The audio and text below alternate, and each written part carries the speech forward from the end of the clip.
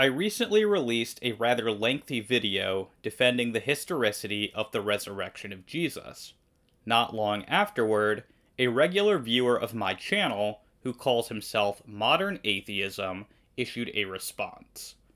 Modern Atheism and I did have a conversation about my argument for the resurrection shortly after he released that video. However, several of my other viewers have requested that I offer a direct rejoinder to his video. And since much was left unsaid in that video, I will try to offer a more direct rebuttal of modern atheism's criticisms in this video. In the interest of keeping this video as brief as possible, I will assume that those who are watching this video are familiar with the basic case for the resurrection, as defended within my 6-hour video on the subject. Modern atheism's first quibble with my argument regards the second premise, asserting the credibility of the Gospels as sources for the resurrection of Jesus. I have a small complaint here. This is simply not the definition of the word credible. The definition of the word credible, according to the dictionary, is offering reasonable grounds for being believed or trusted. Merely being in a position to know the truth does not automatically make you credible. One also has to be honest to be considered credible. However, it's not like he's trying to sneak in honesty into the premise, because premise number 4 specifies that the disciples were lying. So this is not a big issue. In my video, I was careful to explain that by this term, credible, I simply meant that the sources were in a good position to know the truth or falsity of what they were reporting. The purpose of this premise was to preemptively stave off the objection that the authors of the Gospels were not lying and were not mistaken as the result of psychological phenomena, but rather were mistaken as the result of being separated from the events by a long chain of evolving oral and written traditions about Jesus. Obviously, if the Gospel writers were not in a good position to know the truth of the events they report in the first place, then the trilemma stated in the third premise can be avoided altogether. The skeptic doesn't have to implausibly suggest that the sources are lying or that there were mass hallucinations or something like that. So the second premise of my argument is intended to take that option off of the table from the start. It's not intended to say anything about the truth of the testimony or to somehow smuggle the conclusion of the argument into the premises. To his credit, modern atheism is very careful to acknowledge this. He makes it very clear to his own viewers that I was not intending to assume the reality of the resurrection by labeling the testimony as credible. Instead, he quibbles that the definition that I supply for the term credible is not the definition of the word. He then puts a screenshot of the first definition that Merriam-Webster provides for the term credible as offering reasonable grounds for being believed or trusted. I suppose the first point to make here is that there is really no such thing as the definition of any term, as if there were only one possible meaning for any given word.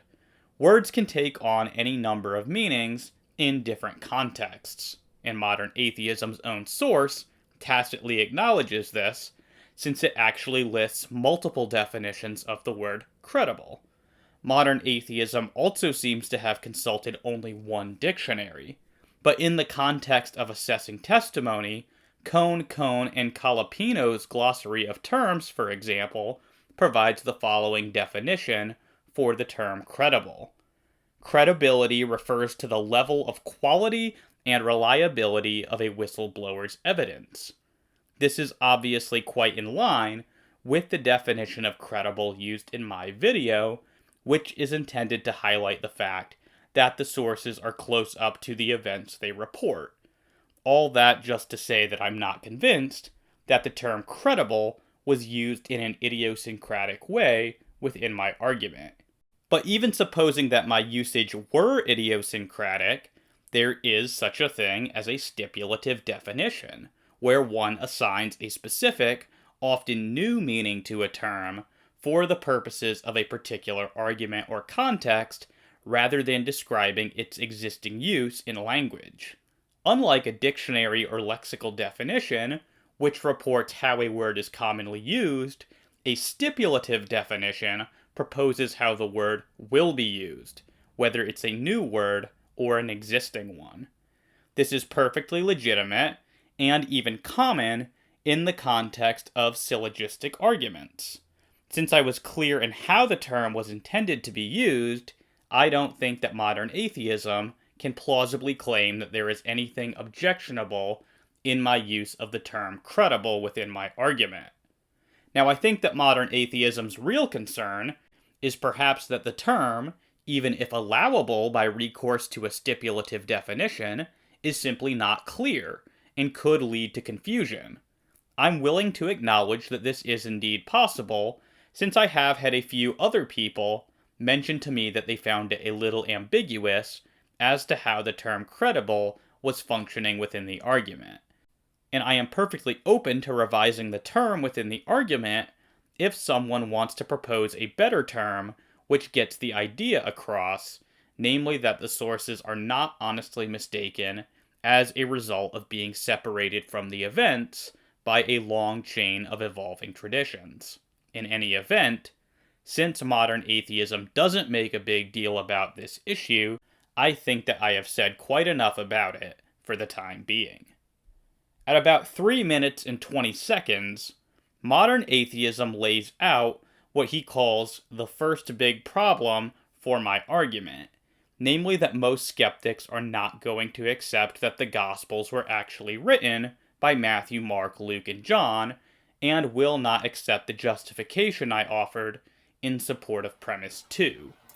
Okay, so like David is trying to deny skeptics the ability to say that the Gospels were the product of a long chain of oral tradition, where some of the stories got embellished over time and legends got added to the Gospels and so on.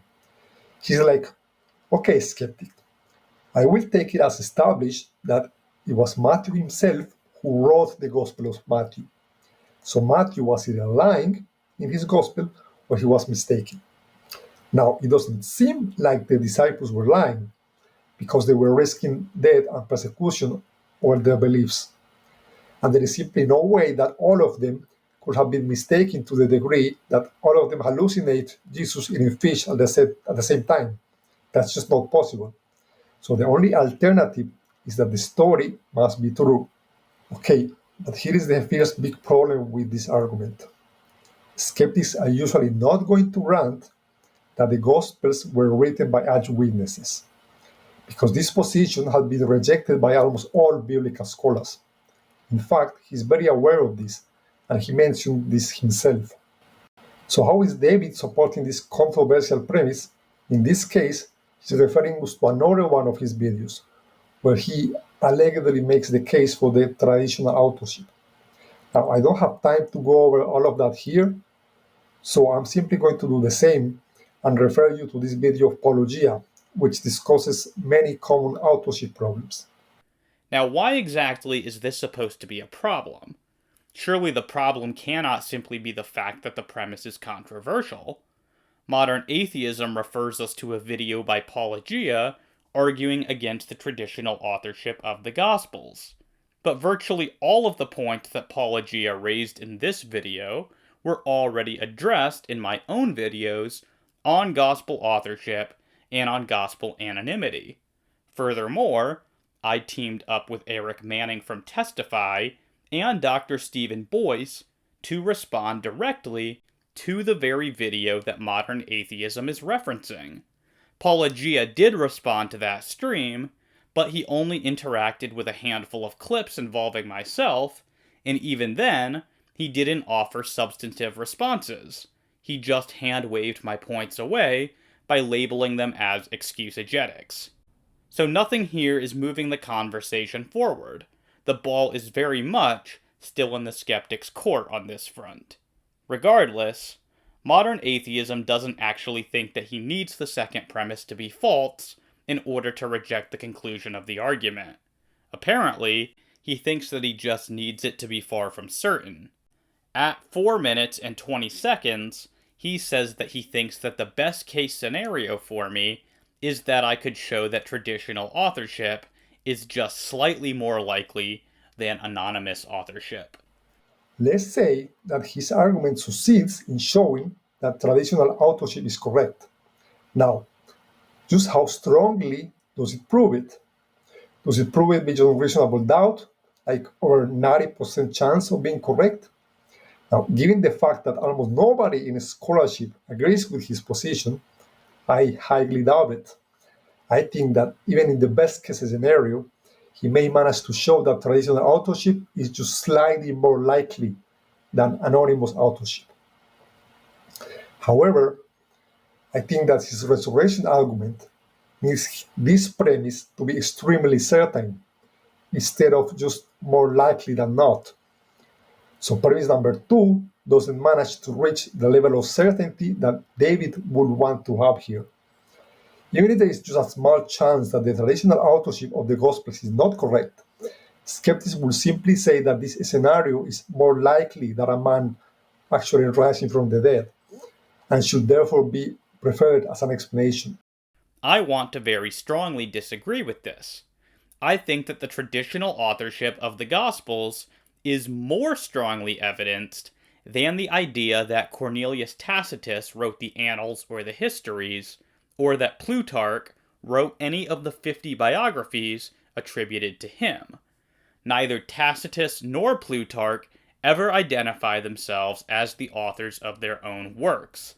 That they are the authors is exclusively known on the basis of later writers who tell us this fact.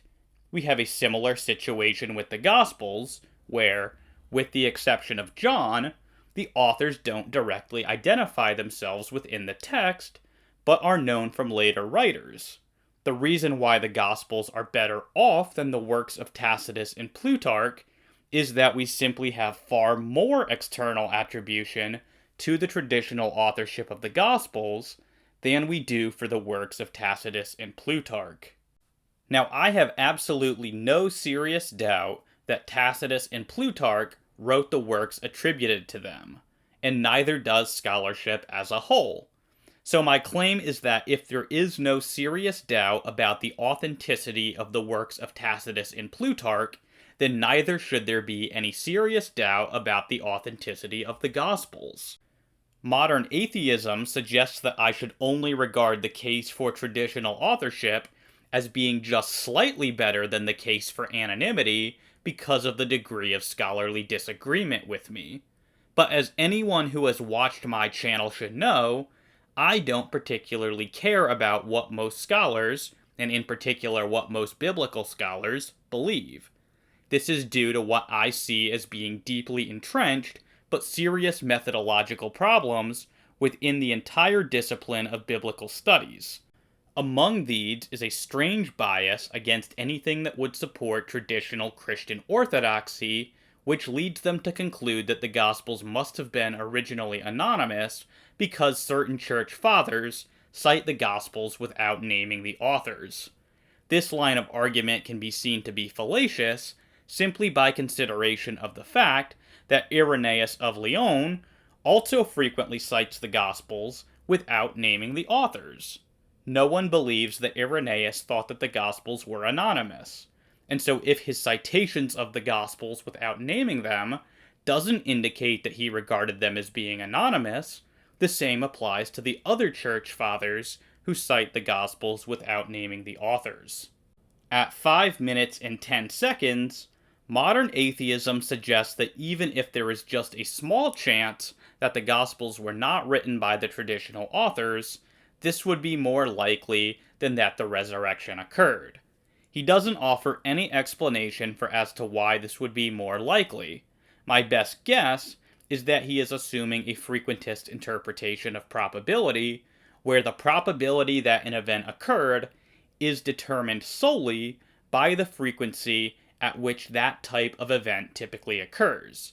But this is a widely rejected interpretation of probability theory for several reasons, covered in my video on the subject of the rationality of belief in miracles.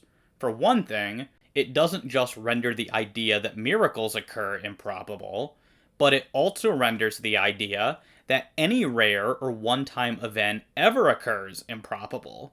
And yet, presumably, there are all sorts of rare and one-time events that are very probable. For example, the Big Bang, or the origin of life, or the decay of Xenon 124, or spontaneous combustion, or even being born with Rh null blood type. All of these events are incredibly rare, and yet, presumably, our evidence supports that they have probably happened. A further problem for frequentism is the reference class problem, which is widely regarded as being devastating all on its own. The point here is simply that frequentism is an untenable way of calculating probability, and without that, I don't know what grounds modern atheism could possibly have for saying that basically any hypothesis, no matter how improbable, is more probable than the resurrection. Consequently, premise 2 of my argument does not have to be certain. It just needs to be highly likely given the evidence. And modern atheism has not given us any reason to think that the arguments I offered in support of this premise are unsuccessful. At about 5 minutes and 26 seconds, modern atheism tries to cast doubt on the fourth premise of my argument, asserting that the testimony for the resurrection is not deliberately false. The first point that I had raised in defense of this premise is that there is no obvious motivation to invent the idea that Jesus had risen from the dead. Modern atheism claims that this is obviously not true. Next, we get to premise number 4, that the disciples didn't lie about the resurrection. David's first argument is to say that they have nothing to gain from lying. Now, this is obviously not true. Luke 8, verse 1 to 3 specifically says that the followers of Jesus gave the disciples money and provided for their means. So the idea that they had nothing to gain from keeping the cult alive is ridiculous.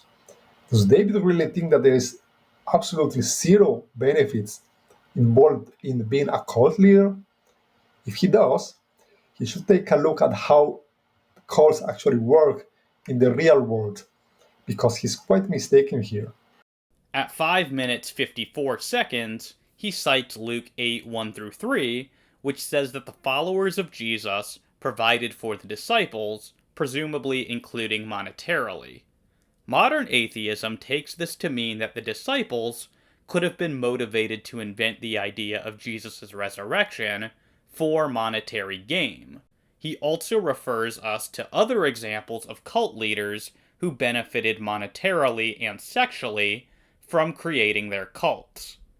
Now, to be very clear, I was not suggesting that it is absolutely impossible that the disciples could have invented the story of the resurrection in order to benefit themselves, nor am I denying that they received some degree of financial support for their efforts. But the question regards whether or not the resurrection is the sort of thing that is likely to be invented by people who possess unscrupulous motives. If the disciples had been motivated by a desire for wealth, it's really not clear how they could have thought that inventing the story of the resurrection would have aided them. And indeed, given that Jesus had just been executed for the sorts of claims that he was making, the disciples could most reasonably have expected that keeping the Jesus movement alive would earn them a similar fate. Obviously, in hindsight, we know that the Christian movement was ultimately very successful. But if the disciples were inventing the resurrection in the wake of Jesus' crucifixion, they had no real reason to think that it was going to be successful. Is it possible that the story of the resurrection was invented to make the disciples wealthy? Yes, but is it very plausible? The answer has to be no. And even if it were invented to make them rich, the disciples would have surely abandoned the faith once persecution broke out against them, and it became clear that they were not going to get rich off of this story. And this observation brings us to the second, and I might add more important argument, against the thesis that the apostles were lying, namely that they demonstrated a willingness to die for their conviction that the resurrection really had occurred. Modern atheism turns to address this argument at 6 minutes and 41 seconds. There is a second argument offered against the notion that the disciples were lying. If you are even slightly familiar with Christian apologetics, you have probably heard of this. It's the famous argument from martyrdom.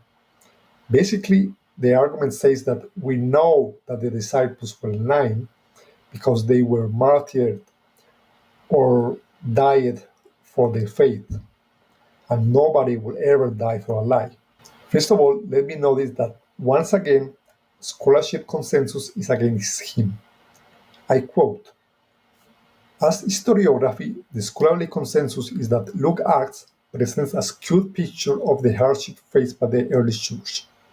While evidence for isolated incidents has been found, there exists no historical evidence for systematic persecution of early Christians by either Jews or the Romans during the period Luke Acts was likely composed."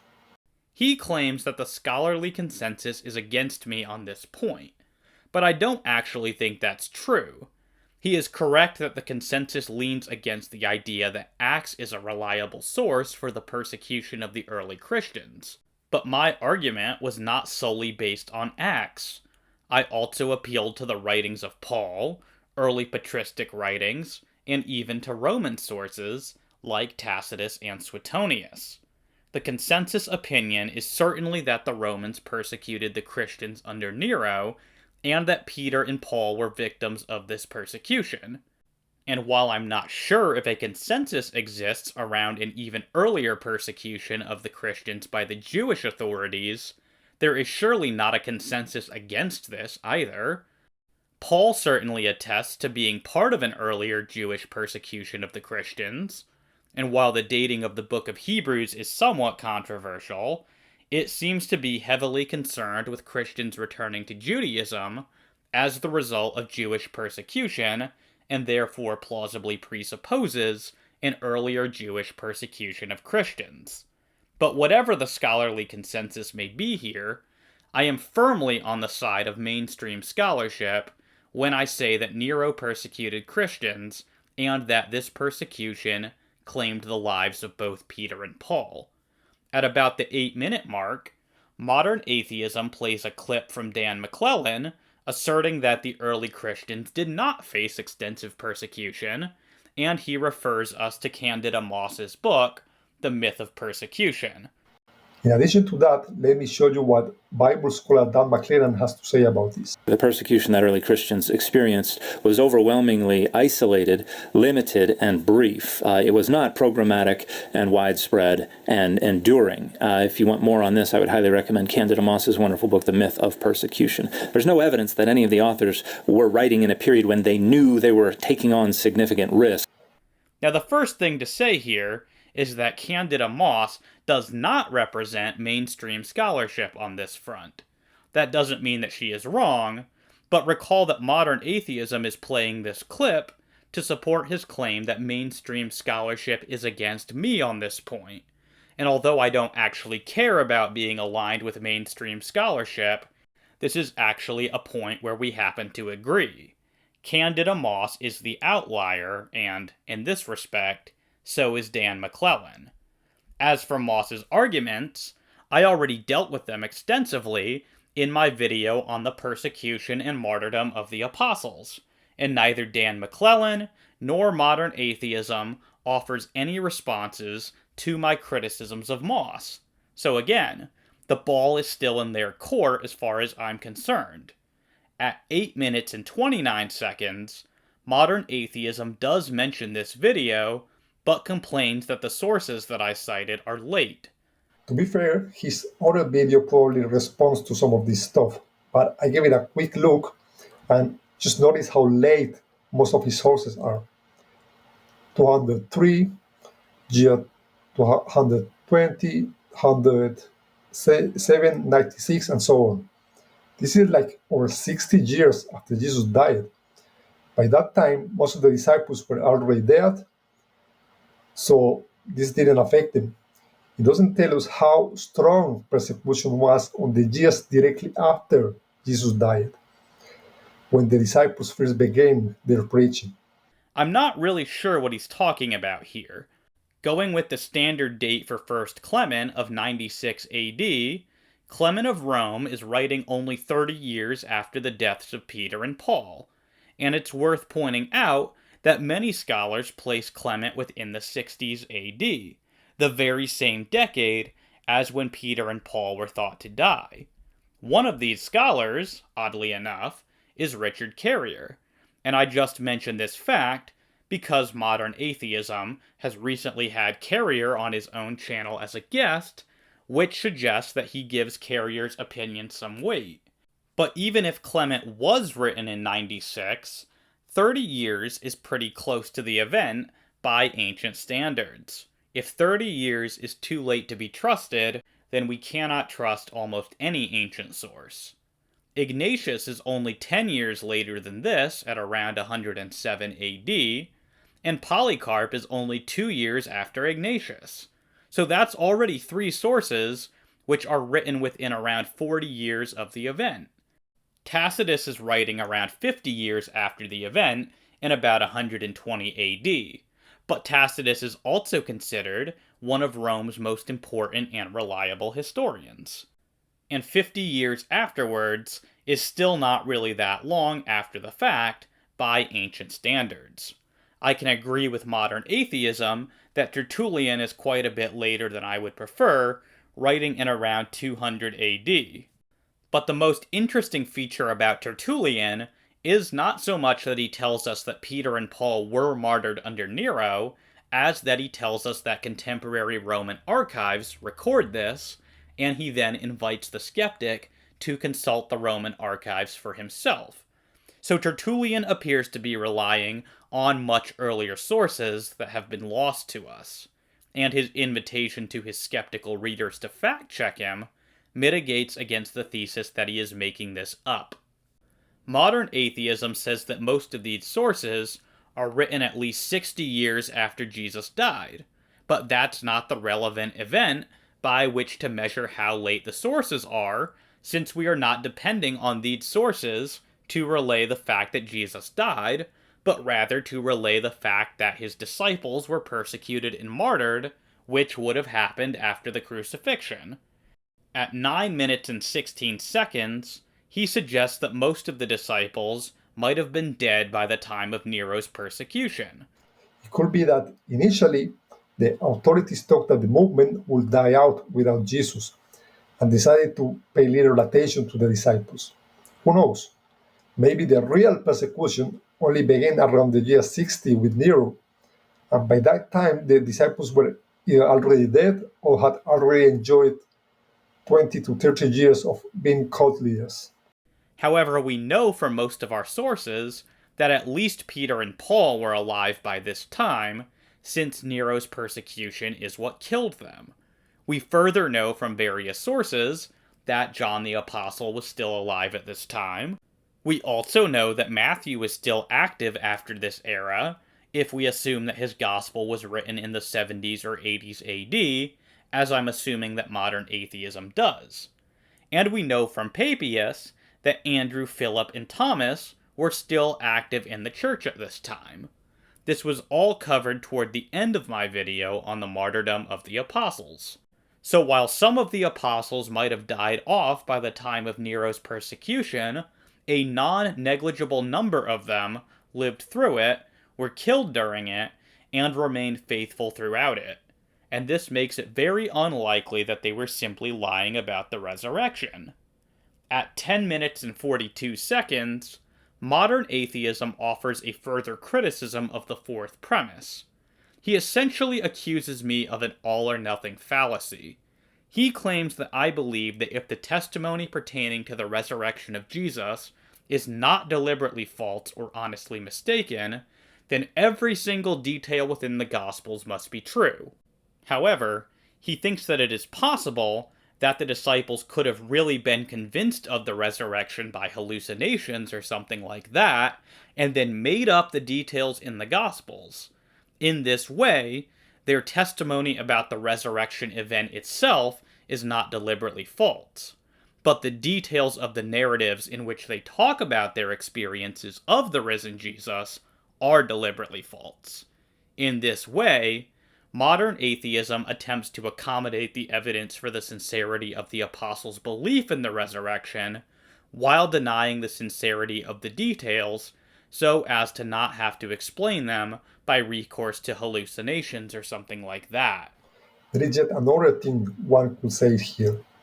Premise number 4 says the testimony is not deliberately false, but the way David uses it, he may as well say every single detail in the gospel narrations is true. This is because later on he will appeal to all of those details when defending his case against skeptics. I can imagine some scenario where Matthew does genuinely believe that Jesus rose from the dead because of some visions or social contagion or whatever, and nevertheless chooses to embellish his narration of the events simply because he thinks that the story will work better at winning converts, or because he wants to cover up some of embarrassing details of whatever. I think a scenario like this is perfectly plausible, but apologists rarely consider it. They see it as a black and white thing where either Matthew was lying about absolutely everything, or every single detail in the gospel must be true. As ingenious as this move may seem at first, I think that it falls apart upon closer examination. Let us begin by asking some questions. What was it that sincerely convinced the apostles to believe in the resurrection? And then why is it that they felt the need to add the sorts of details within the Gospels to their accounts if their original experiences were nothing like this? Modern atheism suggests that the disciples may have initially been convinced by visions or by social contagion, and that these detailed narratives about their experiences of Jesus were just invented for the sake of convincing people to believe. In this way, he tries to hybridize the ideas that the disciples were both lying and honestly mistaken in order to get around my respective objections to each alternative. So the first difficulty that I see here is that this explanation lacks unity. It is the very definition of an ad hoc hypothesis because it is being adopted solely for the purpose of evading the conclusion of my argument. And it lacks parsimony since it is cobbling together a bunch of pieces of other hypotheses. So those are two major strikes against the likelihood of this idea right out of the gate. More importantly, what modern atheism is proposing doesn't actually help him to circumvent the point that I have raised against both the idea that the testimony is deliberately false and also honestly mistaken. This can be seen very starkly by asking modern atheism the question of why it is that the disciples felt the need to invent the appearances of Jesus.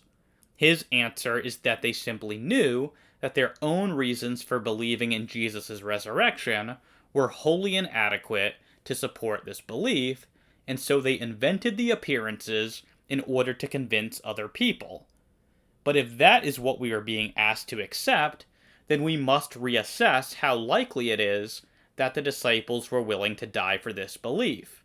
If they actually had hallucinations or visions of the appearances of Jesus, as they are described in the Gospels, then we can readily understand why these sorts of experiences would utterly convince them of the resurrection.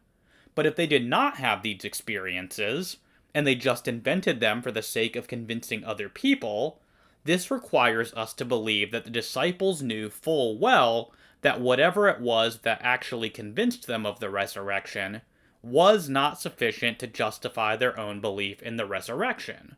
That, after all, is why modern atheism proposes that they had to invent the appearances. It's really important for viewers to firmly grasp this point. Modern atheism is not just proposing that the disciples believed in the resurrection for insufficient reasons, but that they were aware of this, and that it was on this basis that they invented the stories about Jesus' appearances. So if the disciples were aware that they were not warranted in believing in the resurrection, then it follows that they were aware that they were not warranted in believing that Jesus had secured eternal life for them. But now remember that the argument from martyrdom asserts that it was the disciples' sincere belief that Jesus' resurrection assured them of eternal life, which made them willing to die for that belief. Modern atheism's hybrid hypothesis undercuts the idea that the disciples' belief that they were promised eternal life was sincere, since it requires us to believe that they knew that this belief was unjustified. It's very difficult to see how someone can sincerely believe a proposition to the point of being willing to die for it if they know that they aren't justified in believing it. Hence, while modern atheism adopts the sincerity of the disciples in order to accommodate their willingness to die, his explanation for why they felt the need to lie about the resurrection appearances creates significant tension with his claim that their belief was sincere. It would seem intuitively obvious that a belief which is known to be unjustified cannot be held with utter sincerity, especially to the point of death. So in this way, modern atheism's hybrid hypothesis actually ends up with the worst of both worlds. It can't actually deliver on its promise of maintaining the sincerity of the disciples. At 11 minutes and 49 seconds, modern atheism asserts that we know that the gospel authors sometimes lied, and so it should not surprise us if they lied about the resurrection appearances as well. His justification for this claim is that there are mistakes and contradictions within the Gospels. An additional problem for David is this.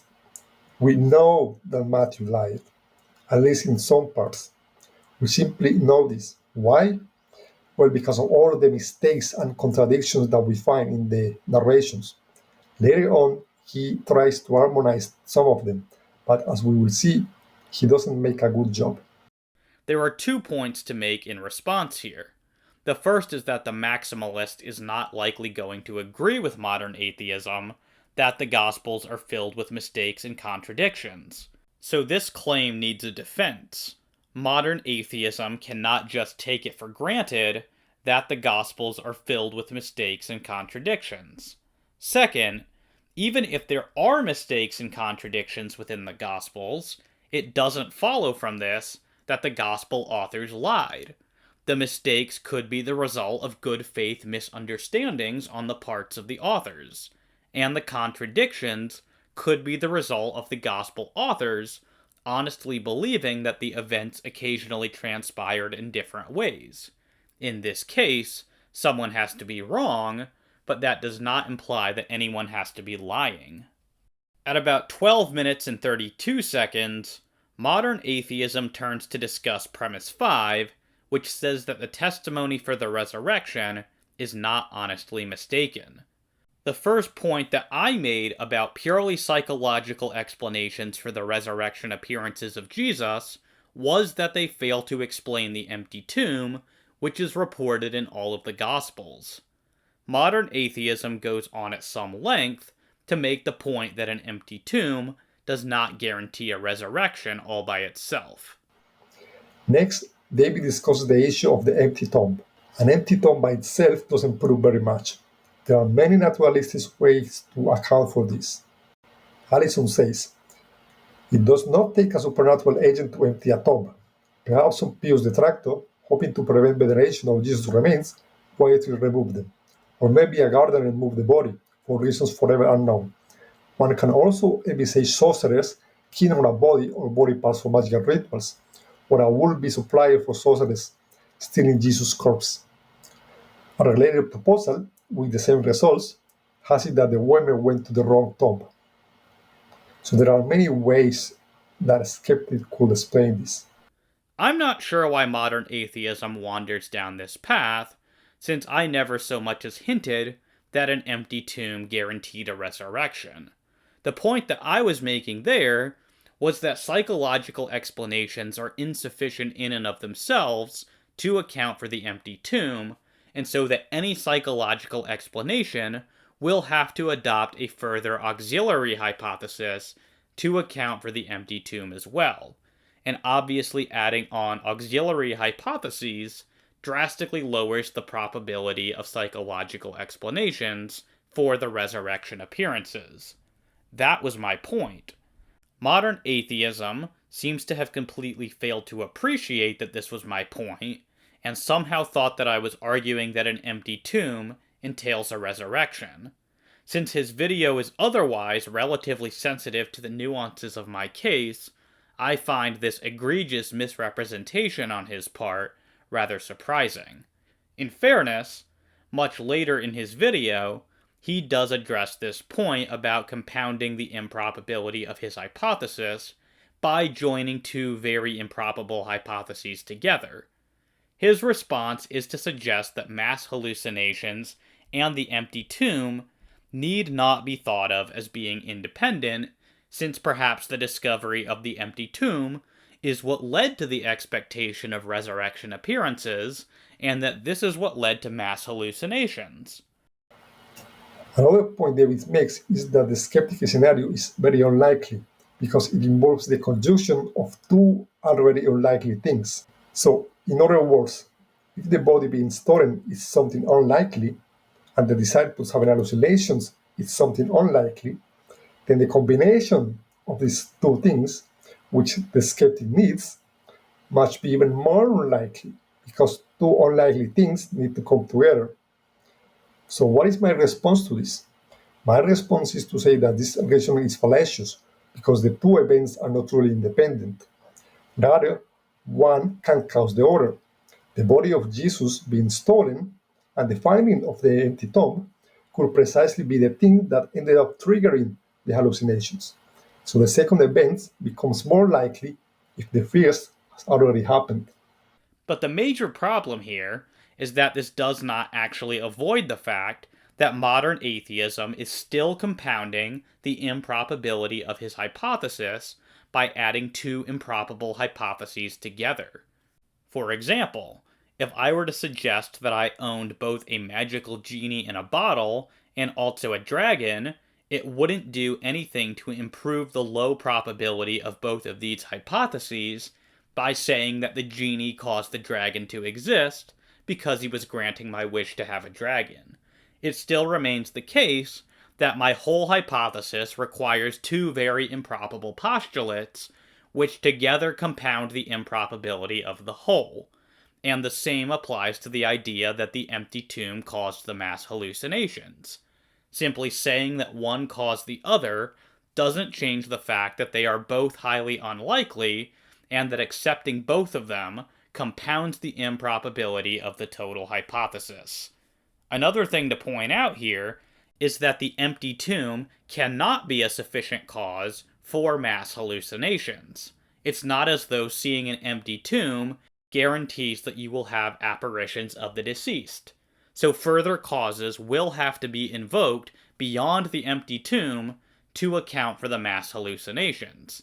And since that is the case, this combination of hypotheses remains ad hoc and unparsimonious, even granting that the discovery of the empty tomb played some causal role in the experiences of Jesus. One final issue is that what modern atheism is proposing is actually incompatible with what is actually stated in the Gospels. When the empty tomb is discovered, everyone, with the possible exception of John, automatically assumes that the body has been stolen. They do not develop any expectation that they will see Jesus alive, and when they finally do see Jesus alive, they are said to doubt and to assume that he is a ghost. So given that modern atheism is trying to explain how the disciples could have been honestly mistaken, and therefore that they believed their own reports contained in the Gospels, it is not open to him to suggest that the discovery of the empty tomb caused the disciples to experience the risen Jesus. At 13 minutes and 14 seconds, modern atheism turns to address the issue of hallucinations. One point that I made in response to this is that hallucinations are private to the individuals who have them, thereby making them an unpromising explanation for Jesus being experienced by groups of people after his death. Modern atheism gives us the example of a ghost sighting by many people at one time. Next, we get into the issue of hallucinations. One of the most common responses to this skeptic objection is that they cannot explain narration of the entire group seeing Jesus, because group hallucinations simply don't happen. Actually, Dale Allison gives us plenty of examples of group hallucinations. There are many examples in parapsychological journals of groups of people claiming to see a ghost or something like that. But I had already addressed examples of this sort in my original video, and had suggested that they are more likely cases of mass misidentification rather than mass hallucination. There is no reason to support the notion that all of these individuals were subjectively having the same experience, despite there being no extramental reality. Indeed, it is precisely because such experiences are shared between multiple individuals that they are best interpreted as cases of misidentification rather than mass hallucinations. Modern atheism goes on to appeal to Dale Allison here to support the idea that there can indeed be group hallucinations. Viewers should be aware that Allison's examples of group hallucinations come from the field of parapsychology, something which is widely viewed as pseudoscience in academia. The notion of group hallucinations is not accepted within mainstream psychology. Allison points out in his book that pseudoscience is just a label, and that labeling a field as pseudoscience doesn't automatically invalidate everything within it. Allison is, of course, correct here, but my concern is that parapsychology is a field which lends itself to the sensational, and that, unlike academic publications, the sources lack any sort of quality control with respect to what they will publish. So my point in flagging Allison's sources as coming from the field of parapsychology is not to dismiss his examples, but it is to alert viewers to this fact that the sources he is citing have no quality control, which means that we must approach them with an additional layer of vigilance. We are not dealing with publications that have been peer-reviewed or otherwise vetted for quality. Allison replies to this by saying that the New Testament sources have also not been peer-reviewed. The New Testament, which is our chief source for the rise of belief in Jesus' resurrection, is hardly a peer-reviewed anthology of critical investigations. Its authors were not modern psychologists or social scientists, or scientists of any kind, nor can we regard them as objective reporters. But of course, this is really quite a silly point to make. There was no peer review process back then, nor were these writings intended to be academic in nature. But presumably Allison's sources are intended to be academic. And so given that we do have a peer review process, something like a question remains regarding why they could not pass that process. Perhaps it is due, as Allison suggests, to naturalistic bias within academia. But it is also possibly due to the fact that the sources just aren't any good. In any case, we will have to dig into the specifics in order to make that determination. One problem that I have with Allison's discussion of group hallucinations is that he appears averse to actually digging into the details of the particular testimonies offered by particular individuals. He just gives single-sentence snapshots of the incidents with no apparent regard for the quality of the individual reports.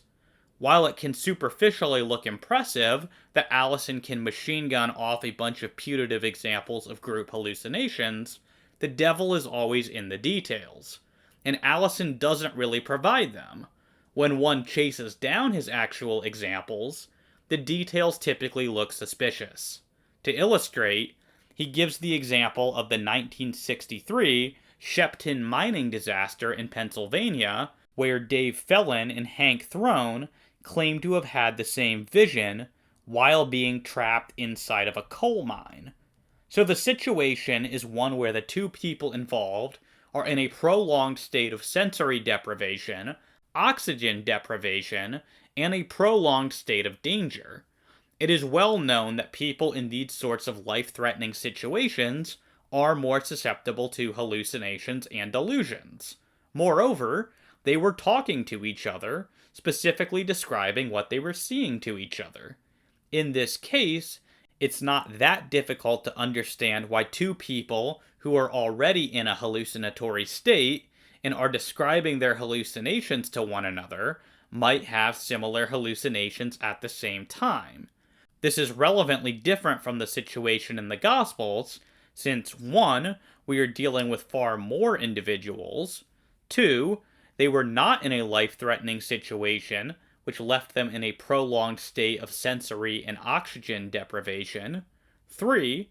The record is clear that individuals like Thomas did not believe simply because others told them what they had seen, and 4.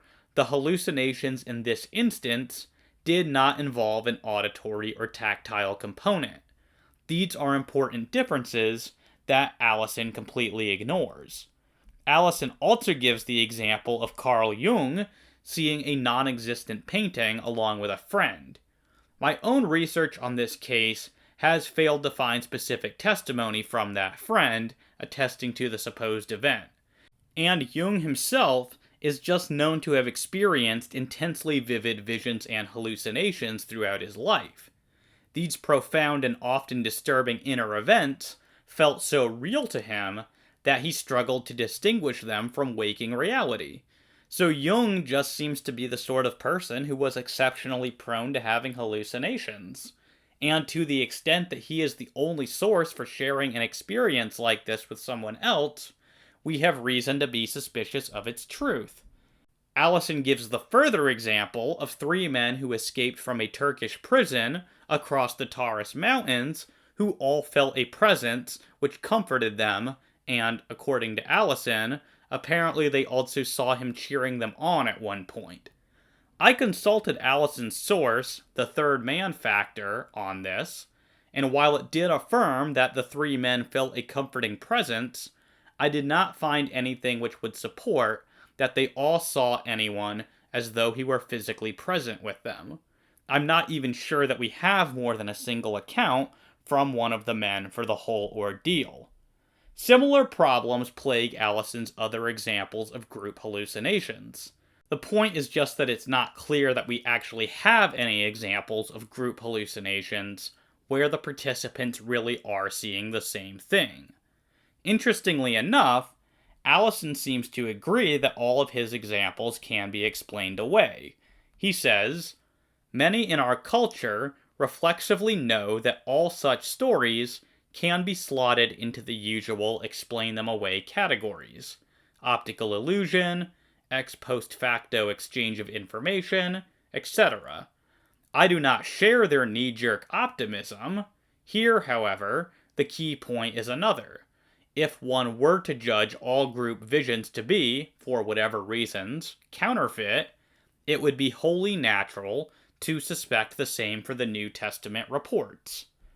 But here Allison is just conflating all of these reports and the gospel accounts together as though the quality of all of them is on par. This is precisely what the resurrection apologist is challenging. The 5th premise of my argument is included for the express purpose of ruling out these unusual explain-them-away categories. The whole point is that the texture of the testimony is such that it is resistant to explanation by recourse to hallucination, in part because of the multiplicity of witnesses. If the cases of mass hallucination cited by Allison can be easily explained by recourse to illusion or collusion, then we don't have good testimonial evidence for mass hallucinations in the first place.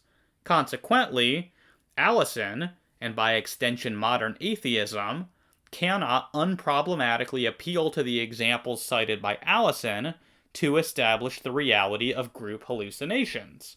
And this is especially so when the consensus of modern psychology is against them on this. They have to appeal to the highly suspicious field of parapsychology to find examples of group hallucinations. Again, this doesn't mean that they are not allowed to make such appeals, but it does mean that they need to do some work to prove that these are actually examples of group hallucinations. They cannot take this as a given.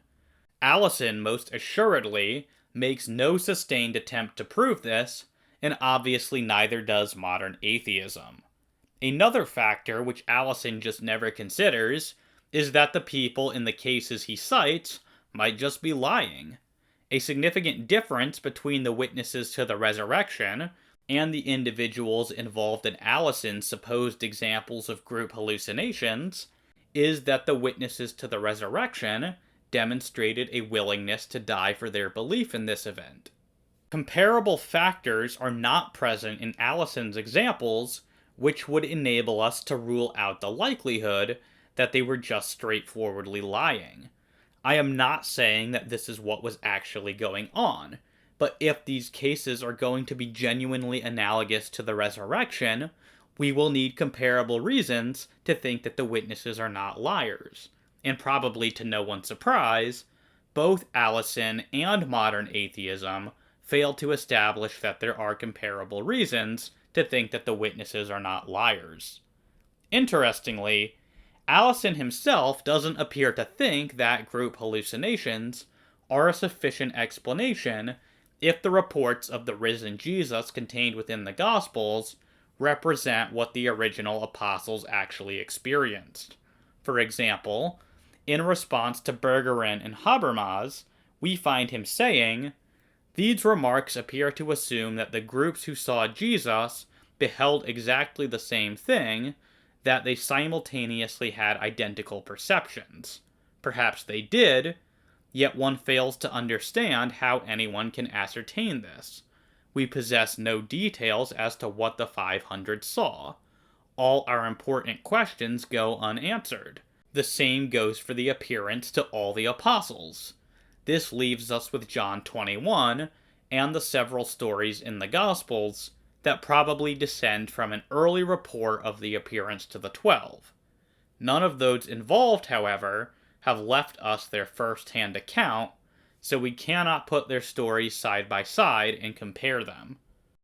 So Allison's remarks here suggest that we cannot establish that the disciples were all seeing the same thing by comparing the Gospels, because the Gospels do not come directly from eyewitnesses, and are all drawing these stories from a single report about Jesus' appearance to the 12.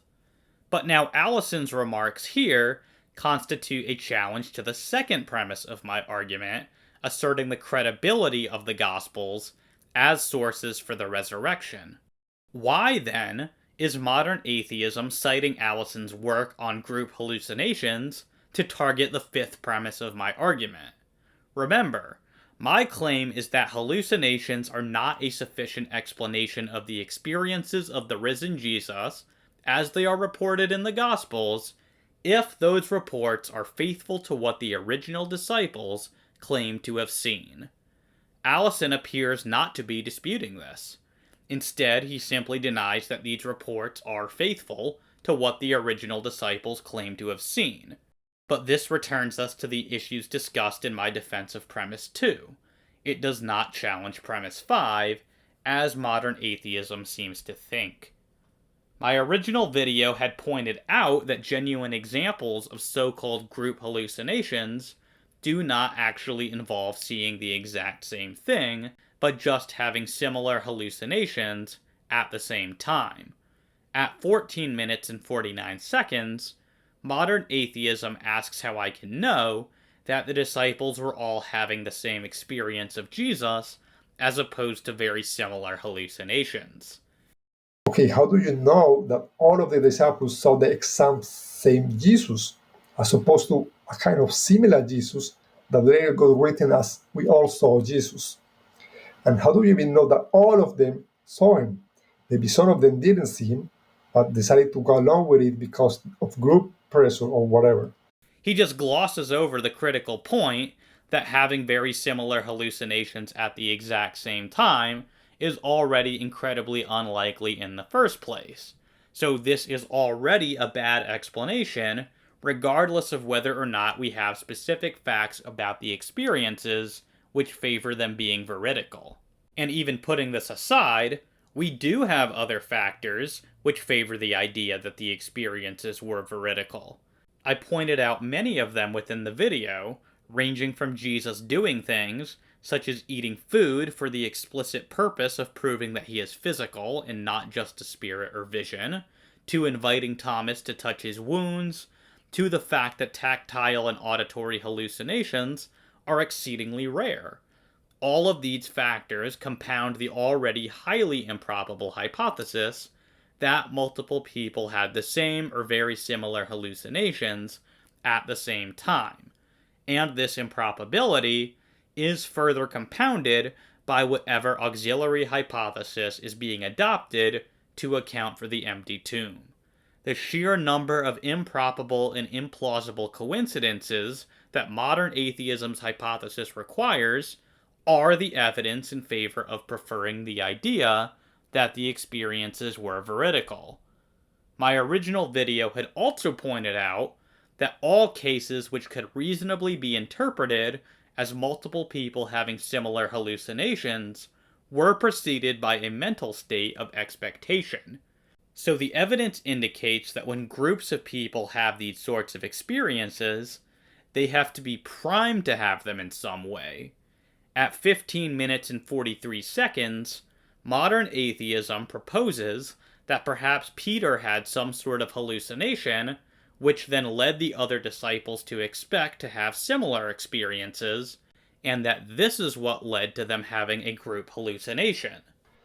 Another common argument is that the disciples did not expect Jesus to rise from the dead. It could be that one of them, for example Peter, had an hallucination despite his despondent state, and after sharing this with the rest of the group, the initial despondency wore off, and they started to expect an appearance. Again, Dale Allison makes a big case in his book of why one cannot say that the disciples were not expecting the resurrection. I propose, then, that we begin by considering the fact that the Gospels have Jesus on multiple occasions foreseeing not only his death but also his resurrection. We cannot expunge all expectation and excitement from the resurrection witnesses. According to 1 Corinthians 15, verse 3 to 8, Peter was the first to see Jesus. Obviously, he did not keep this fact from his friends. The problem is that this just doesn't square with what is actually reported in the Gospels. The Gospels don't record Peter having an experience and then telling the other disciples about it. Instead, Jesus appears to all of the disciples, with the exception of Thomas, for the first time. And when the disciples do tell Thomas about this, according to the Gospels, he is skeptical of them. He doesn't develop some sort of expectation that he will see Jesus. So this idea is not consistent with the testimony in the Gospels. Of course, I realize that modern atheism does not necessarily accept the truth or the authenticity of the gospel resurrection narratives. But remember, he is supposed to be offering objections to the fifth premise on the assumption that the testimony in the Gospels is credible but honestly mistaken. He is supposed to be explaining how the disciples could have genuinely believed what is reported within the Gospels and still been wrong. And his explanation throughout this section is pretty clearly a non-starter here. At 18.5 minutes, modern atheism discusses Hume's argument against miracles. His remarks here are confusing to say the least. He grants that miracles do not have an infinitesimally low prior probability, but he then turns around and says that naturalistic explanations also don't have an infinitesimally low prior probability, and this is apparently supposed to be a win for the skeptic. Next, David talks about Humean objections to the resurrection, which basically involve saying that the supernatural has such a low prior probability that even the most improbable natural explanation should be preferred over it. What I would say is this: maybe skeptics haven't shown that a miracle has an infinitesimally small probability of happening, but apologists haven't shown that naturalistic explanations have an infinitesimally small probability of being true either. So we're on the same boat. I don't need the actual odds for your miracle to be infinitesimally small. I just need them to be lower than the probability of my explanation. I confess that I don't understand modern atheism's reasoning here. No apologist that I know of claims that naturalistic explanations for the evidence surrounding the resurrection of Jesus have an infinitesimally low prior probability. That certainly was not a part of my objections to them. The point is just that they have a very low prior probability, and there is not specific evidence to overcome that low prior probability. The apologist does not need the prior probability of a naturalistic explanation to be infinitesimally low. By contrast, it is absolutely essential to Bayesian versions of Humean arguments against miracles that the prior probability of a miracle be infinitesimally low, for it is on that basis that the skeptic can claim that any other naturalistic alternative is to be preferred. If the prior probability of a miracle is not infinitesimally low, then no matter how low it is, it can, in principle, be supported by a finite degree of evidence. And that's all the apologist needs in order to get around Hume's argument. Hume's argument was, after all, supposed to prove that no amount of testimony could ever be sufficient to support belief in miracles. So by granting that the prior probability of a miracle is not infinitesimally low, modern atheism has given up on any reason to say that a naturalistic explanation, no matter how improbable, is automatically better than a miraculous explanation.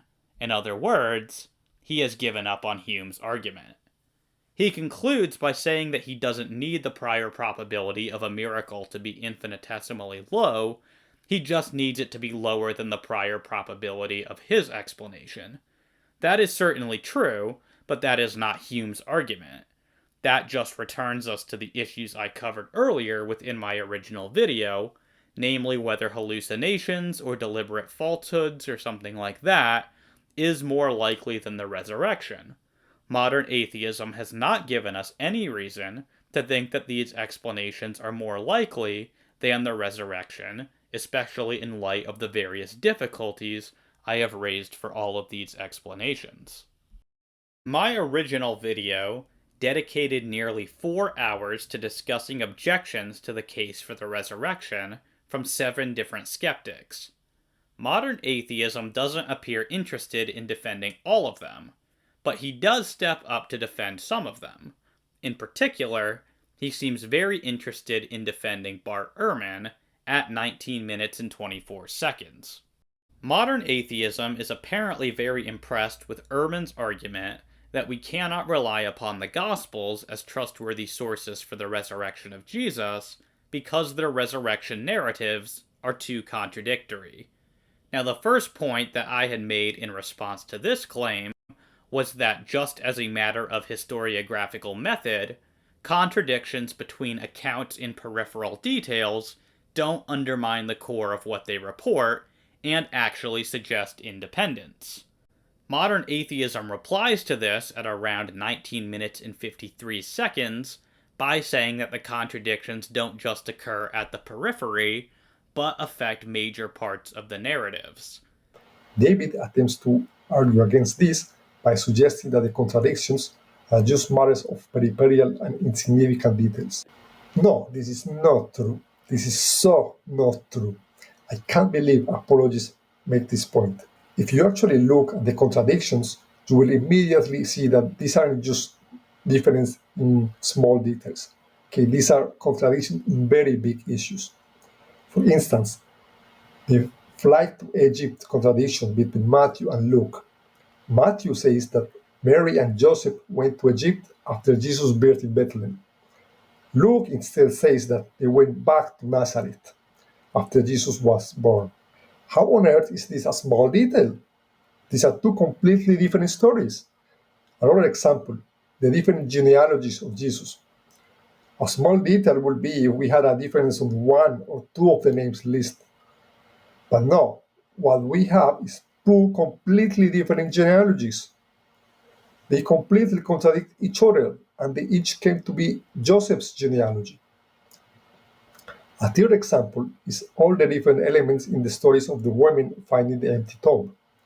Which women went to the tomb, how many angels were present, what words did the angels say, and so on.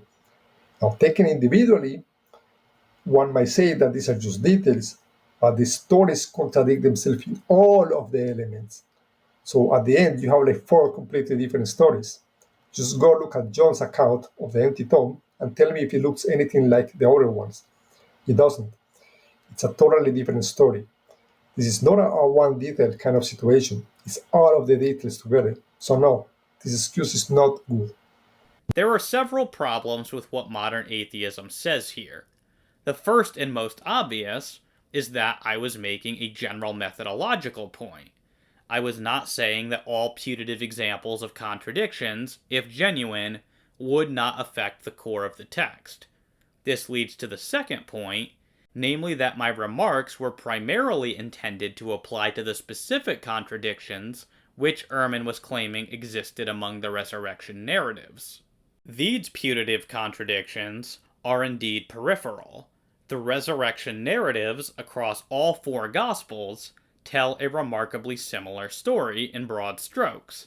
There are differences regarding how many women or angels were present and where Jesus is said to have appeared to the disciples, but they all hit the same major plot points. It's not as though one Gospel has a group of women discover an empty tomb, whereas another has a single man seeing Jesus crawl up out of the earth. These are broadly the same story with variations in detail. The final problem is that modern atheism's examples of contradictions which would affect the core narratives, if genuine, are based on things like Jesus' different genealogies, or the different nativity stories in Matthew and in Luke. These are things which the disciples wouldn't have directly witnessed anyway. So even if these were genuine contradictions, they wouldn't directly affect the trustworthiness of the resurrection narratives, nor would it affect the trustworthiness of the apostles' testimony when it comes to the things that they did personally witness. Modern atheism shares the modern scholarly disdain for harmonization. At 21 minutes and 37 seconds, he is very critical of me for suggesting that the putative contradictions within the resurrection narratives can be reconciled.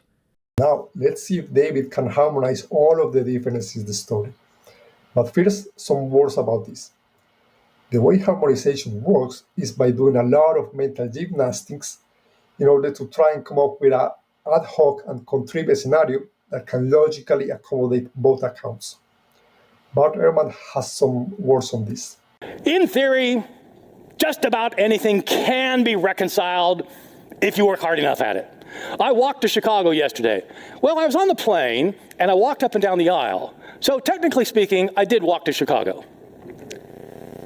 Okay, but that isn't how we talk, right? We don't talk that way. So in theory, you can reconcile anything in the Bible you want. Okay, I can grant that the issue of which women went to the tomb is relatively easy to harmonize.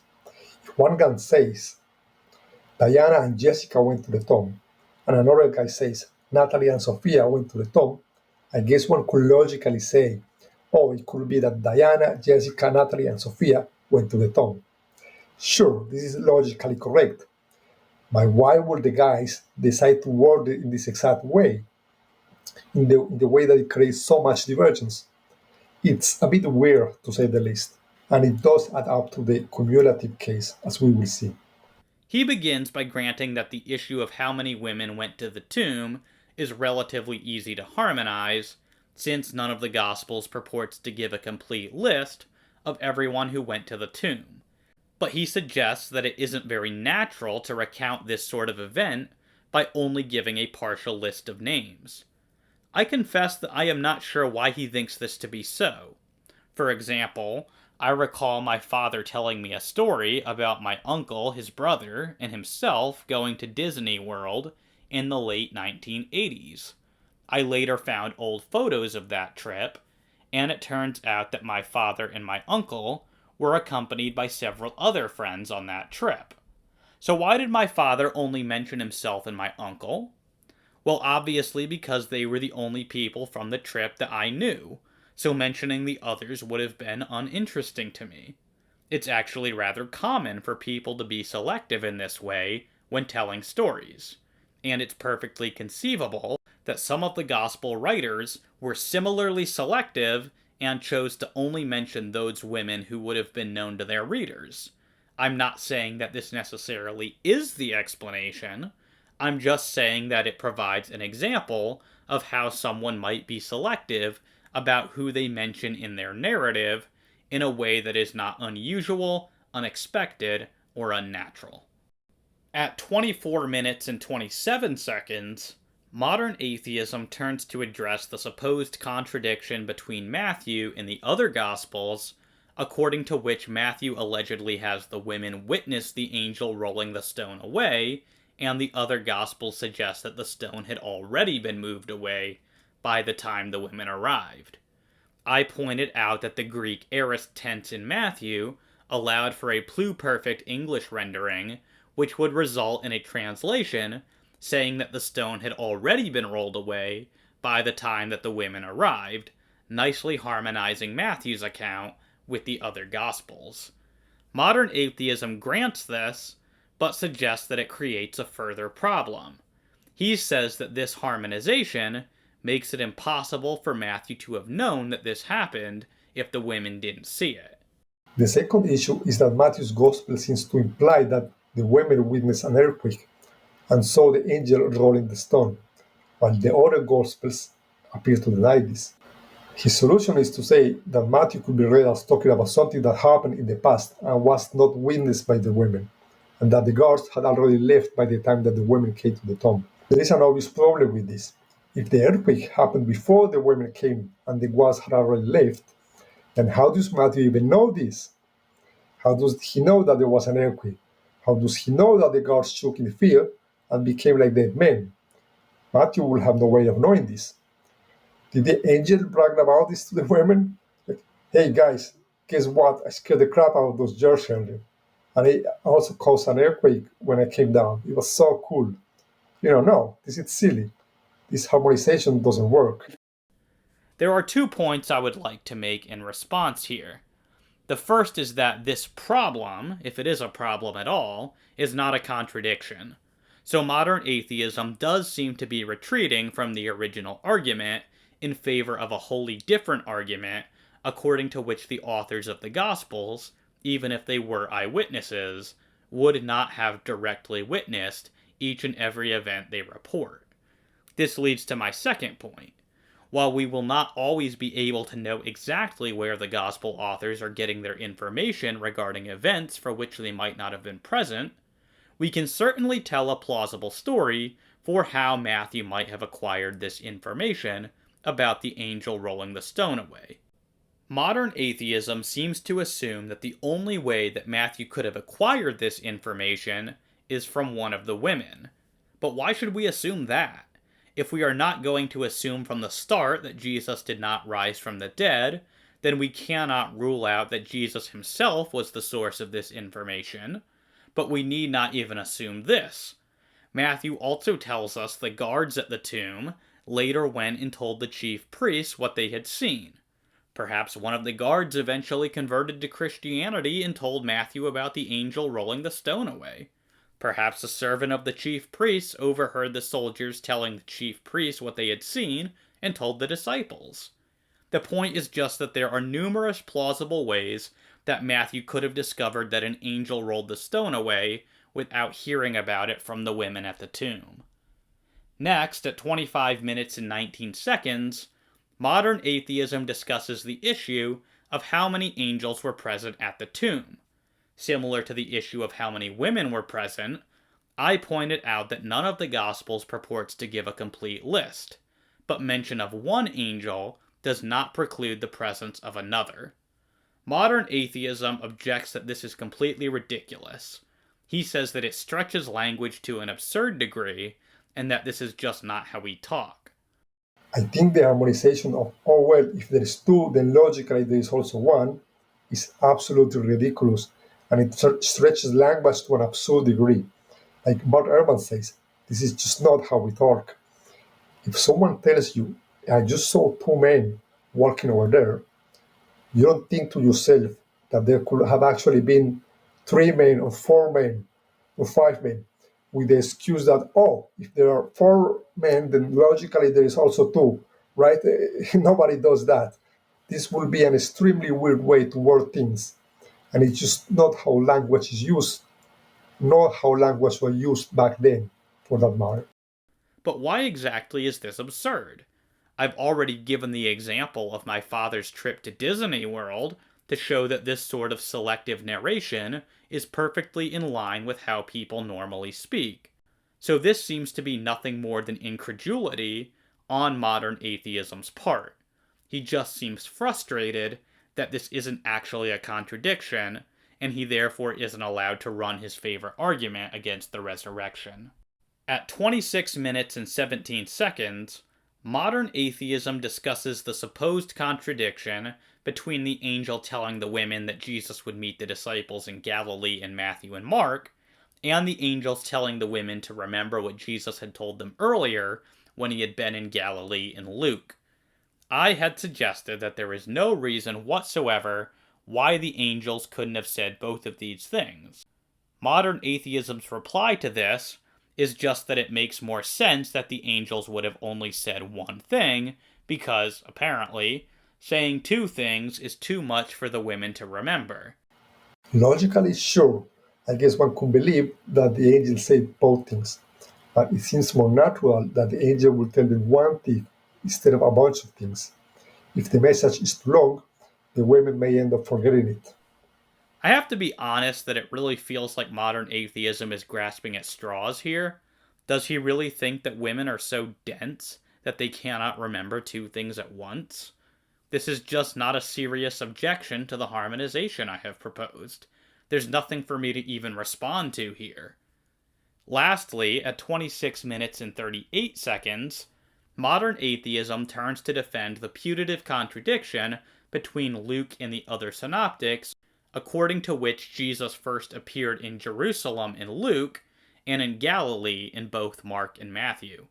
My original video had pointed out that there is no reason why Jesus could not have appeared in both places. Appearances in both locations would be fully expected given the known travel patterns of Jewish pilgrims from Galilee to Jerusalem between Passover and Pentecost.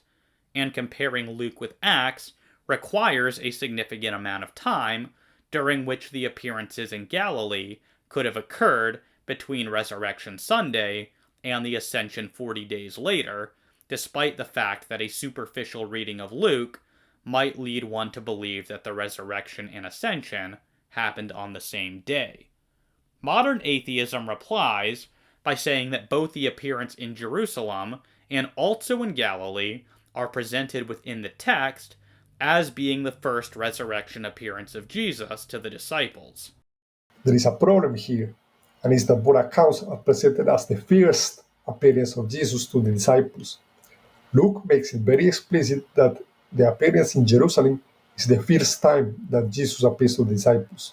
And while Matthew doesn't say that the appearance in Galilee was the first appearance, there are 2 things that heavily imply it. First, Matthew has the angel saying to the women that Jesus will meet them in Galilee. This makes much more sense if that's going to be the first time they meet Jesus. If Jesus was planning to appear to them in Jerusalem earlier, the words of the angel almost feel like God is playing some kind of prank on them. Like, hey, surprise, I'm here earlier. I told you Galilee, but here I am in Jerusalem. Second problem, Matthew says that some doubted when Jesus appeared to them in Galilee. And again, this makes far more sense if it was the first time that they saw Jesus, as opposed to the second time. Go read Matthew 28 for yourself, and you will notice the same thing. The problem is that this is not obviously true. Modern atheism just takes it for granted that Luke explicitly says that Jesus first appeared to the disciples in Jerusalem, but the text nowhere explicitly says this.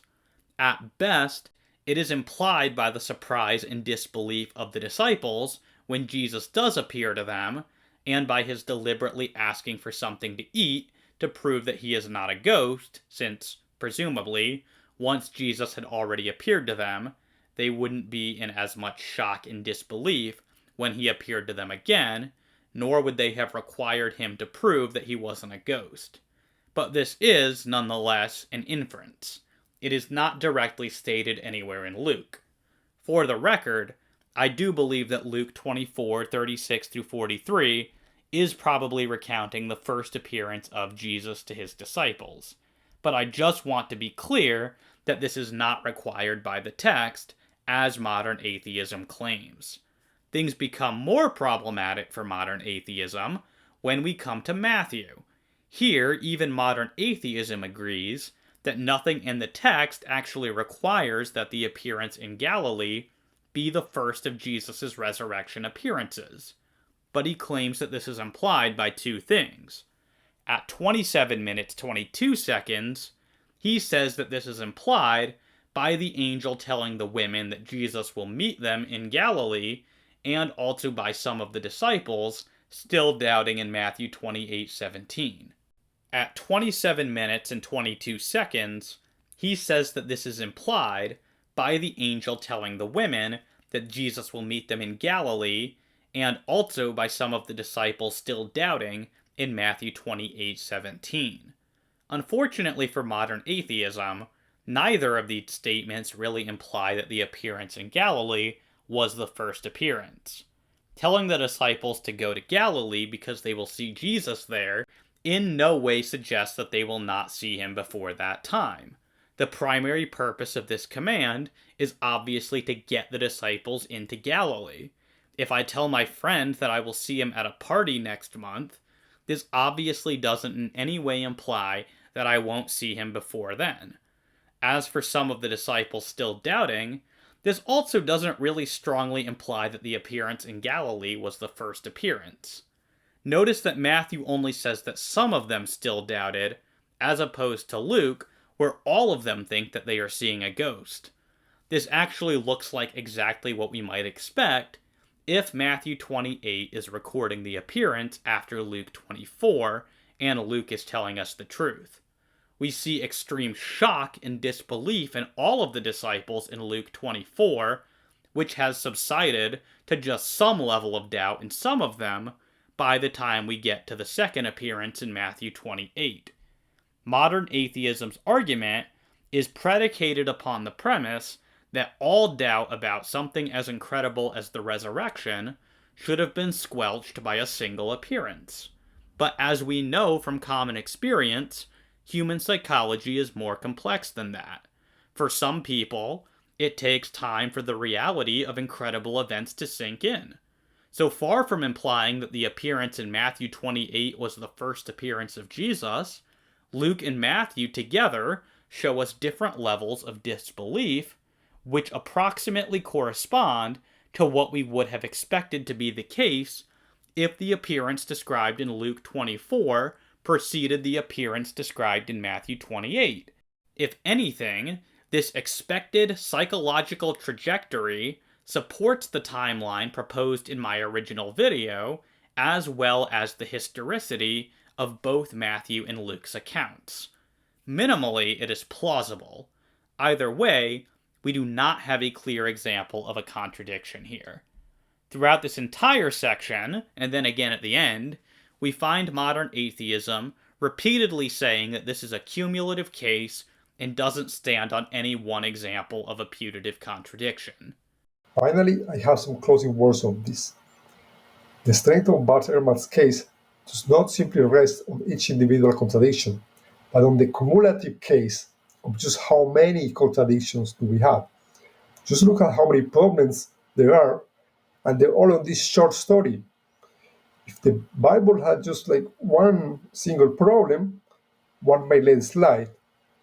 But when you get a ton of mistakes and contradictions, at some point you have to admit that the gospel is just not reliable history. Here I'm going to make a point that I often make in response to my fellow Christian apologists when they stack multiple lousy arguments for Christianity on top of each other and then try to evade my criticisms of them individually by saying that it's a cumulative case. For example, a couple years ago I released a fairly long video criticizing the moral argument for God's existence. Inevitably, Some popular level Christian apologists began telling me how unfair my critique was because I'm missing the fact that the collective arguments for theism provide a cumulative case for theism. No single argument can be expected to fully justify the proposition that God exists. You need the full force of all of the arguments to get you there. So how dare I pretend that the moral argument is no good just because it is insufficient by itself? Silly me. But here's the thing about cumulative cases. Each particular example or piece of evidence has to be doing some justifying work on its own. Each piece of a cumulative argument has to pack some individual punch. You can't expect a bunch of arguments which have no individual effect to somehow add up to a larger overall effect for the same reason that you can't add a bunch of zeros together and expect to somehow get a sum greater than 0. 10 times nothing is still nothing. If the moral argument has no force all on its own, as my video contends, then it cannot add anything to a cumulative case. The exact same point applies to modern atheism here. If none of his examples of contradictions pack any individual force, as I have contended, then it doesn't help his case to say that all of the examples together have cumulative force. 10 examples of putative contradictions do not gain more force if none of those examples can hold water in the first place. Cumulative cases need their individual parts to do some work on their own. That is the only way to get a cumulative effect from them. Since I have argued that none of modern atheism's examples carry any weight whatsoever on their own, it will not help him to say that this is a cumulative case. Modern atheism seems to skip over my critiques of Richard Carrier and Michael Alter, which I can only assume means that he is not interested in defending them. He moves right on to discussing my criticisms of Dale Allison at around 28 minutes and 42 seconds. Modern atheism does not appear interested in defending the broader problems that I highlighted within Allison's overarching methodology. Instead, he decides to dispute one example I used to illustrate the problems with Allison's methodology. Specifically, he decides to challenge me on the historicity of the rising of the saints recorded in Matthew 27. Now, to be very clear, I was not necessarily defending that this event actually happened. I was challenging Allison's claim that we can be sure that Matthew made this story up. I don't need the rising of the saints to have actually happened in order to make my case for the resurrection. However, I do need it to be the case that Matthew doesn't feel free to make things up. Now, the primary reason for thinking that Matthew made this up is an argument from silence, according to which no other sources mention the event. I had challenged this claim by pointing out that the Odes of Solomon appears to be an independent and early source, which confirms this event. Modern atheism doesn't challenge me on this. However, he thinks that it is telling that the other Gospels do not mention this event. Now, I had given an explanation for why this might be in my original video, namely that the rising of the saints is not directly relevant to Jesus' story. At 29 minutes and 28 seconds, modern atheism suggests that there is no way to take this suggestion seriously. Unfortunately, he doesn't really explain why. He just says that he thinks it strains credibility to think that the other gospel authors wouldn't have included this story. However, I think that this is eminently defensible from the purposes of the other gospels themselves. It's not directly relevant to the Jesus story? Really? God sent a massive sign at the moment that Jesus resurrected, and you don't think that this is relevant to a story? How on earth is this not relevant? One could maybe imagine some reason why one of the gospel authors decided to omit this huge story. But out of the three of them, I think this really stretches credibility. So let me elaborate a little on what I meant when I said that the story of the rising of the saints is not directly relevant to the story of Jesus. What I meant is that it is not a core part of the narrative. One can perfectly well understand the basic plot of Jesus' life without knowing that this event occurred.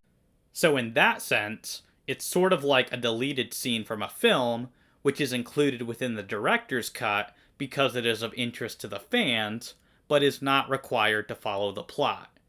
This observation is highly relevant when we consider the specific purposes of each gospel. For example, Mark, in my view, is early Christian kerygma. It's intended to get the basic story of Jesus across for unbelievers, and as such, it is deliberately kept short and to the point. So Mark has a very obvious reason not to include this story. What about Luke? Luke seems to be writing for a Gentile audience. His gospel and the book of Acts show uniquely Gentile concerns. And so while the events of Luke's gospel do primarily involve Jews, Luke tends to leave out things that will only or primarily be of interest to Jewish readers. Plausibly, the rising of the saints who go around and appear to people in Jerusalem would have been of more interest to Jews living in that area than Gentiles living far away. So given that writing was expensive back then, and that Luke is already the longest of the Gospels, indeed it is the longest book in the entire New Testament, it's easy to see why Luke might have dropped this story.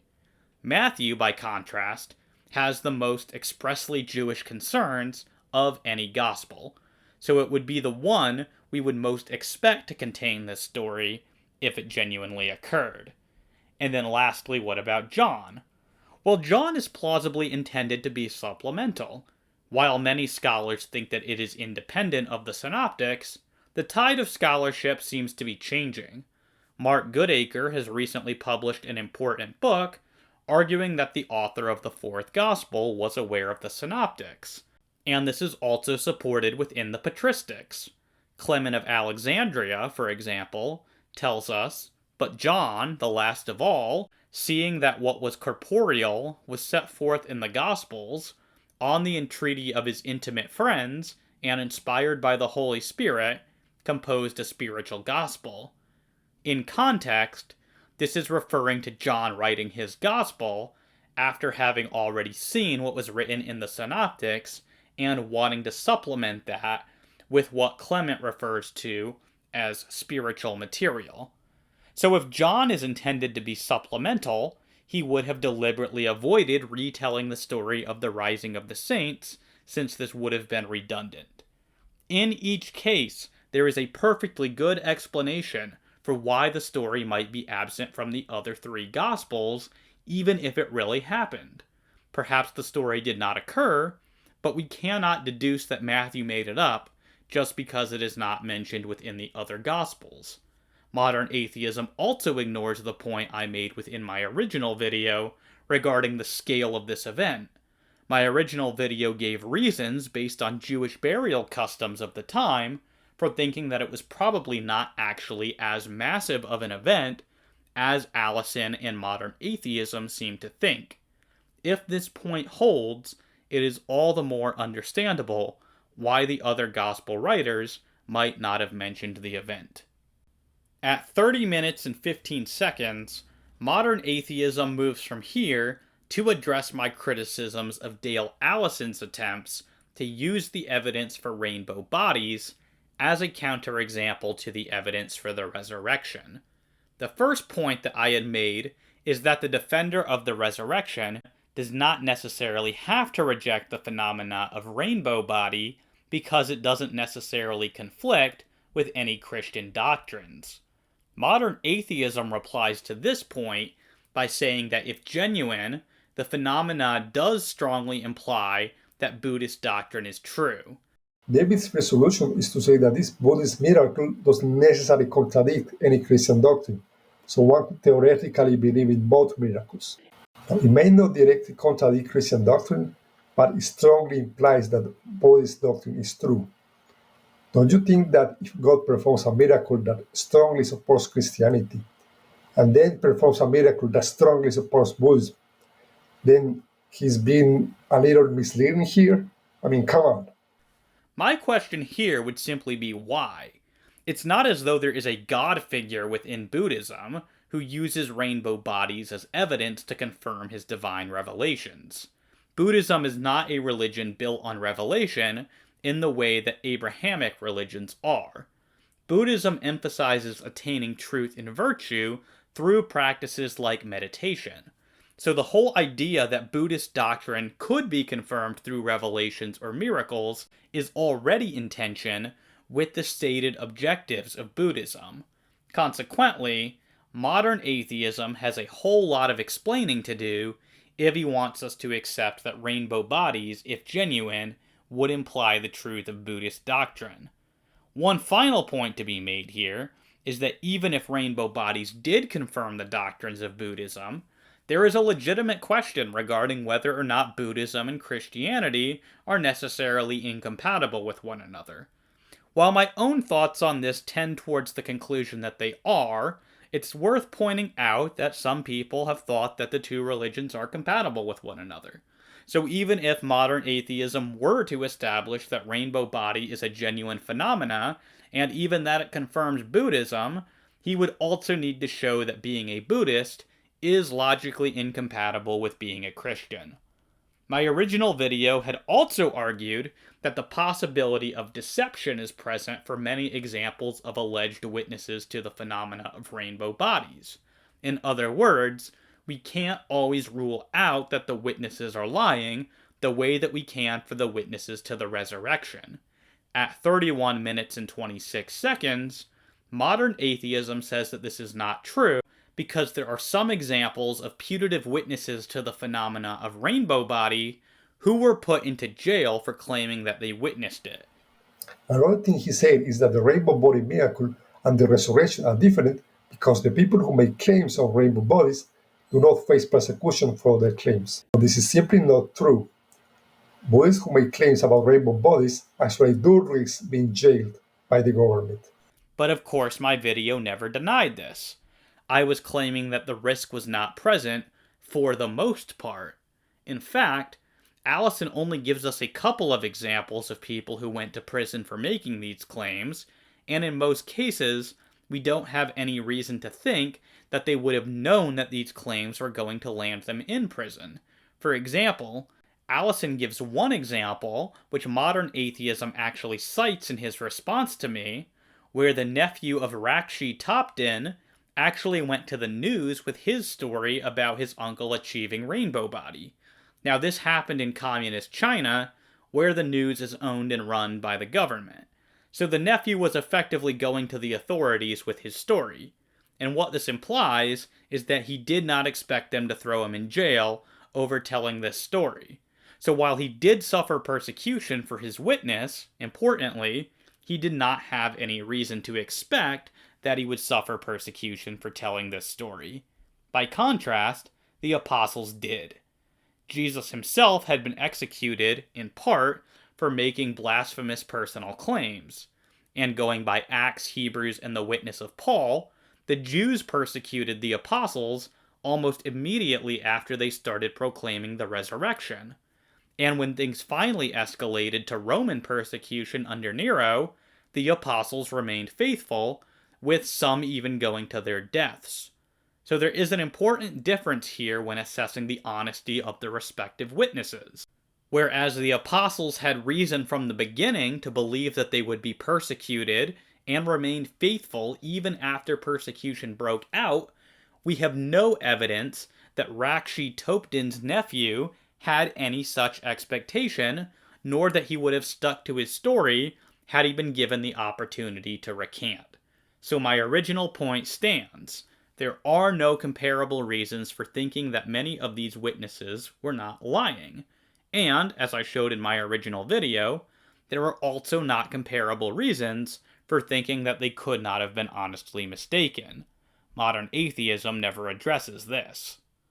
Modern atheism moves on to defend Matthew McCormick at 32 minutes and 26 seconds from my criticisms of his argument that the evidence for the resurrection is comparable to the evidence for witchcraft at the Salem witch trials. The first point that I had made in response to McCormick is that the Puritan people of the Massachusetts Bay Colony already commonly appealed to witchcraft to explain things. It was already widely understood to be an acceptable explanation for strange occurrences. However, that simply was not the case for the resurrection in the context of Second Temple Judaism. Modern atheism's reply here is hard to make sense of. David is analyzing the arguments of Matthew McCormick, who has made the case that testimony-based evidence for the resurrection of Jesus is comparable to the evidence that we have for witchcraft at Salem witch trials. David's fifth argument is the common apologetic idea that a resurrection would have been something unexpected in Judaism. The problem with this is that by the time that Jesus died, the disciples could no longer be considered typical Jews. Rather, they would be more similar to members of a new cult with Jewish roots. The cult leader, in this case Jesus, could have added some new beliefs on top of their traditional Jewish beliefs, like a belief in a resurrection. He says that by the time of the crucifixion, the followers of Jesus would not have been typical Jews, and that Jesus might have added some new beliefs, such as that the resurrection would occur. Now that's all true, of course, but remember that we are trying to see if McCormick can sustain the claim that the evidence for witchcraft at the Salem witch trials is as good or better than the evidence for the resurrection of Jesus. According to the evidence that we have, the disciples did not expect Jesus to resurrect, and even when they see him, they still continue to doubt. So there is no reason at all to think that the disciples were expecting a resurrection, despite Jesus telling them that he was going to resurrect. Is it possible that they actually were anticipating a resurrection? Sure, but that's an assumption which is not suggested by the extant evidence. By contrast, the evidence that the people of Salem already believed in and accepted witchcraft is just overwhelming. So my point stands. There is an important difference in the context of these two cases, which challenges McCormick's claim that the evidence for the two events is comparable. Next, at 33 minutes and 53 seconds, modern atheism turns to address my point that there was a lot of inner conflict and strife between the Puritans and Quakers of the Massachusetts Bay Colony, which obviously would have motivated certain factions to lie about others.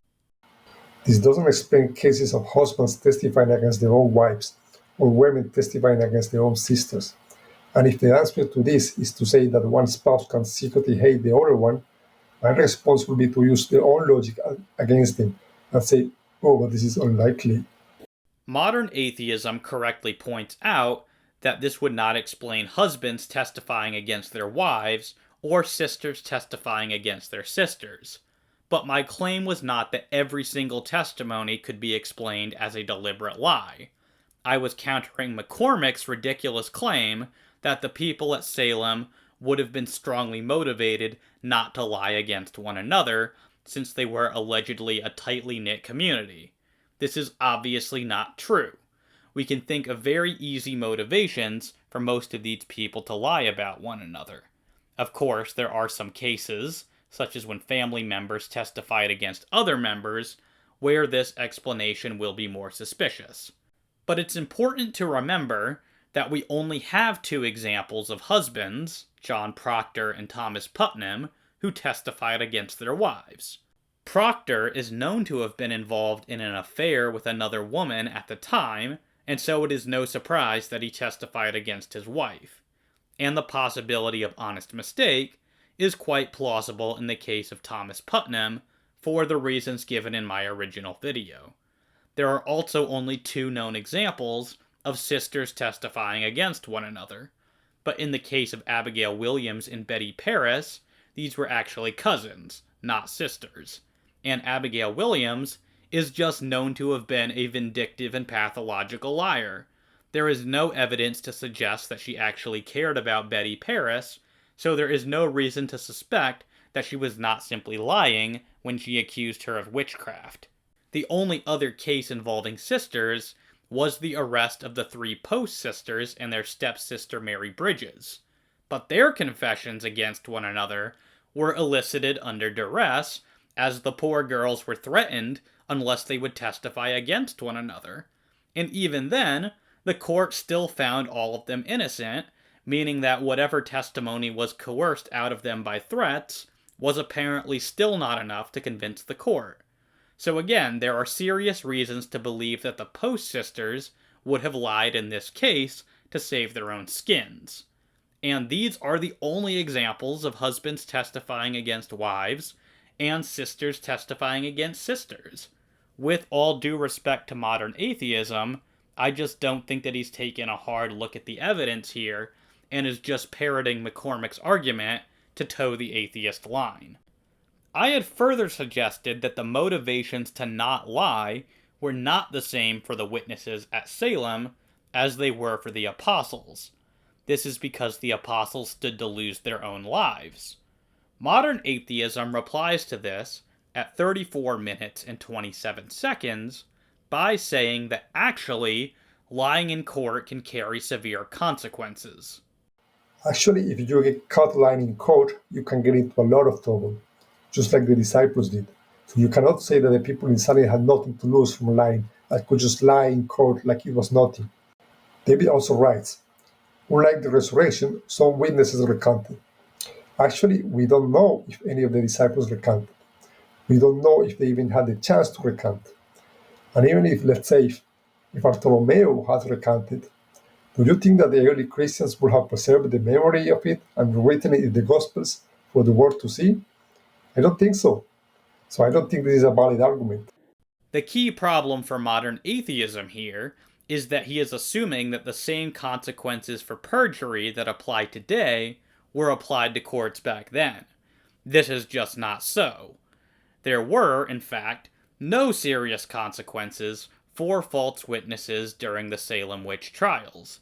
In fact, if someone was deemed to be a false witness, it was stipulated that they could avoid perjury charges by placing the blame on their neighbors and accusing them of being witches, thereby starting the whole cycle over again. Margaret Jacobs, who famously recanted of her entire testimony and explicitly called it a lie, never faced any consequences whatsoever for committing perjury. So again, modern atheism just doesn't know what he's talking about. The courts at Salem not only didn't punish people for perjury, they positively encouraged it. A further point that I made was that certain witnesses at Salem, such as the aforementioned Margaret Jacobs, are known to have recanted of their testimony. By contrast, none of the disciples are known to have recanted. Modern atheism claims at 34 minutes and 42 seconds that we don't actually know whether or not any of the disciples recanted, since we don't know all that much about some of them. This is true, but irrelevant. As far as we know, none of the witnesses to the resurrection recanted, and some even died because of this belief. Conversely, the witnesses at Salem faced no real risks for their testimony, and some are known to have recanted of their testimony anyway. This is an evidential asymmetry between the evidence for the resurrection and the evidence for witchcraft at Salem. Hanging one's hopes on non-existent evidence that maybe one of the apostles actually did recant is the very definition of wishful thinking. My original video had pointed out that some witnesses are known to have been fakes. In addition to Margaret Jacobs, I pointed to Mary Warren as an example. She claimed to feel ill when accusing individuals of witchcraft, but once her master threatened to whip her, she suspiciously became well. At 35 minutes and 22 seconds, modern atheism expresses shock that I would use this as an example of someone who was faking their affliction. Are you kidding me? Her master threatened to whip her if she didn't stop, so she forced herself to stop. What is that supposed to prove? Anything said under the threat of violence is considered not valid, and this also applies to this alleged recanting. He proposes that she forced herself to act as though she felt better. But modern atheism is assuming that the sort of affliction she claimed to have suffered is one that she could have faked feeling better about, if genuine. This is just not true. The sorts of sickness that she was claimed to be afflicted with was fits and shaking allegedly caused by witchcraft. This is not the sort of thing she could have just stopped doing at will, unless it was something she was faking all along. Add to this that she later admitted that it was all fake, and we can see that she clearly supports my case that a large amount of the testimony at Salem is just known to be fraudulent. At 35 minutes and 44 seconds, modern atheism turns to address the fact that Margaret Jacobs later recanted of her testimony. He claims that discrediting her doesn't discredit all of the other witnesses, and he then says that he can make the same move against the resurrection by pointing to apocryphal or Gnostic Gospels, which I would reject as being false, but which I would not take to invalidate the witness of the canonical Gospels. Okay, so out of the many hundreds of accusations, a few turned out to be a lie. And he thinks that this refutes the whole thing. Okay, but that's like pointing out to the apocryphal Gospels, to show that some early Christian documents were known to be fake, and then conclude that the whole thing must be fake. I would make 3 points by way of response here. First, I never said that the fact that some of the witnesses were known to have been frauds undercuts all of the other witnesses. But if some of the original witnesses admit that it was all made up, this certainly casts more doubt on all of the other similar testimony than would otherwise be there. Imagine if we had a 1st century document authored by Simon the Zealot, for example. Suppose that this document said that he had just made up the resurrection appearances and that he never actually saw the risen Jesus. Of course, that would not automatically mean that Matthew, Mark, Luke, and John are not telling the truth, but it would certainly render this much more plausible. And of course, the same is true of the Salem witch trials, and this marks a significant difference between the quality of the evidence in each case. Second, the apocryphal Gospels are not necessarily analogous to my appeal to known frauds at Salem, since I am not sure that the apocryphal Gospels are deliberately lying. Their authors may well have believed what they wrote. They are just too far removed from the time of Jesus to be of any historical value. But that doesn't necessarily make them fraudulent. Third, and most important of all, is that even if the apocryphal Gospels are fraudulent, they are not coming from eyewitnesses. It's one thing when a source from hundreds of years later, by someone who was in no position to know what was happening, deliberately lies. It's quite another if the earliest sources by eyewitnesses are recanted. That's what modern atheism would need in order for his examples to be analogous to mine. Remember, I am pointing out that some of the original witnesses are known frauds and recanted of their testimony, not that later sources who were not well positioned to know what happened anyway were fraudulent or recanted. The relevant analogy cannot be that an apocryphal gospel is fraudulent or recanted, but rather would have to be that one of the canonical gospels is fraudulent or recanted. Modern atheism also skips over my discussion of Robert Gregg Caven's criticisms of the case for the resurrection, and moves right on to defend James Fodor. Hallucinations play an important part in Fodor's RHBS hypothesis, and, although memory distortion is clearly doing the heavy lifting within Fodor's model, I did think it worth asking if hallucinations would have plausibly given rise to belief in the resurrection, since post-bereavement hallucinations are not typically interpreted this way. At 37 minutes and 17 seconds, modern atheism suggests 2 lines of reply. The first is that Jesus predicted his own resurrection, and so it's not crazy to think that post-bereavement hallucinations might have been interpreted as a resurrection by his followers. The answer is context. The reason why a widow doesn't believe that her husband has resurrected after having an hallucination is because her husband was not an apocalyptic preacher who predicted his own resurrection. All I will say here as that this looks like selective skepticism on the part of modern atheism. Why does he accept the parts of the Gospels which have Jesus predicting his own resurrection, but then reject most of the rest of the narratives as historical? This seems arbitrary. The second line of response that modern atheism suggests is that people were just much more superstitious back then, and so would have been more inclined to interpret a hallucination as a resurrection. Also, people today are far less superstitious than people 2000 years ago. This fact alone makes it almost silly to ask, oh, but why don't modern people who hallucinate end up believing that some guy resurrected? This is, of course, a quite anachronistic way to think about ancient people, and rather flagrantly displays modern atheism's presentist bias. While ancient people might have been more open to miracles than certain modern people, they also don't appear to have been gullible. In fact, the New Testament tends to describe the reaction of ancient people to miracles in wholly relatable ways.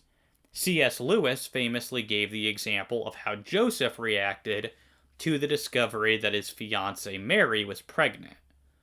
When St. Joseph discovered that his fiancée was going to have a baby, he not unnaturally decided to repudiate her. Why? Because he knew just as well as any modern gynecologist that in the ordinary course of nature, women do not have babies unless they have lain with men.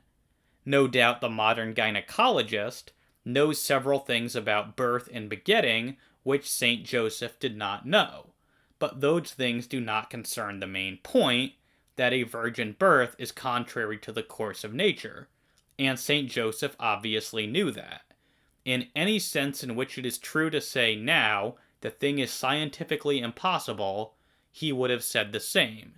The thing always was, and was always known to be, impossible unless the regular processes of nature were, in this particular case, being overruled or supplemented by something from beyond nature. And when it comes to the resurrection in particular, the disciples are said to have a hard time accepting that Jesus is really there. Matthew describes them as doubting even when Jesus stands before them. Luke tells us that they believed he was a spirit until he proved to them that he was not. Thomas absolutely refused to believe until he could physically touch Jesus' wounds. So the sources themselves portray the apostles as anything but gullible in this regard, which obviously doesn't bode well for modern atheism's hypothesis that ancient people were just too stupid and gullible to differentiate between hallucinations and resurrections, unlike we enlightened and intelligent modern folk. At 38 minutes and 9 seconds, modern atheism addresses the question of why the appearances lasted for only 40 days and then abruptly ended, since bereavement hallucinations do not typically last for a sustained period of time and then abruptly end, never to return. Once again, modern atheism suggests two possible explanations. The first is that Luke made up the 40 days for theological reasons. So the question is like, why would hallucinations suddenly end after 40 days? If this was like a medical thing, one would expect him to keep hallucinating every now and then, like many mentally ill people do. I think this is a fair question, so let's give it some thought. Dale Allison has one response to this. First of all, notice that it's only Luke who mentions this whole 40 days thing. Allison says that Luke made it up because of theological reasons. I quote, "How close to the historical truth is Luke's assertion, which features a biblically hallowed span of time? Does it have a basis in real tradition, or is it a retrospective theological judgment without literal merit? Is it any closer to the facts than Luke 24, where the resurrection appearance seems to be over and done with after one day?" The first problem with this proposal is that there is nothing to commend it. There is no obvious theological significance to be found here, which is evidence against the thesis that there was intended to be. See Lydia McGrew's excellent recent series explaining why this is the case. The second problem is that in the context of Fodor's argument, which I was criticizing, he has already granted that the disciples are intending to tell the truth, so making things up is not an allowable answer in the present context. The second line of response, which he suggests, is that maybe the hallucinations were periodic, with the last instance occurring around 40 days after the hallucinations began. In this case, the hallucinations didn't end so abruptly, and so the fact that they lasted for only 40 days doesn't challenge the hallucination hypothesis. I know that David is not going to like the proposal of Luke basically making things up. So let's see if I can come up with a natural explanation that doesn't involve Luke lying about this. It depends on how often you think that the disciples were hallucinating. If you imagine the situation as the disciples were hallucinating the presence of Jesus on a daily basis, then yeah, it could be weird to say that they just suddenly stopped after 40 days. But maybe the disciples were simply sporadically hallucinating Jesus. This was stronger at the beginning, and then later started to gradually fade off, with the last recorded instance being around 40 days. I think this scenario sounds more plausible in a naturalistic sense, and the situation described in Luke could easily accommodate something like that. One issue with this proposal is that the duration of grief hallucinations vary from person to person. Now, we've already agreed not to suggest that Luke is lying here, but he very clearly takes these appearances, including the last appearance, to involve groups of people most of the time. But if grief hallucinations vary from person to person, from a matter of weeks to several months, we should not have Jesus appearing to the same group for this period of time. That is why this is a challenge to the hallucination hypothesis. Modern atheism's proposal can only sound plausible by ignoring how the text actually presents the appearances over the course of these 40 days. A further problem emerges from Jesus' ascension being the very last recorded appearance. Did the hallucination somehow know that this was going to be the last hallucination?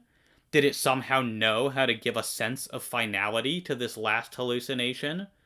That this is utterly implausible supplies a further reason for thinking that hallucination is inadequate to explain the appearances as they are described in the Gospels. To conclude, I do appreciate modern atheism engaging my work on the resurrection. Overall, I found his response to be mostly charitable and substantive. I admit that I didn't find any of his objections to be very strong for the reasons given throughout this video, but I'm glad that his video didn't devolve into personal attacks, insults, and ad hominems, as many criticisms of my videos have in the past. For that reason, I am open to further dialogue with modern atheism, should he choose to offer a further response to the points raised within this video. I always enjoy moving the conversation forward, and I feel that his video has given me an opportunity to do that.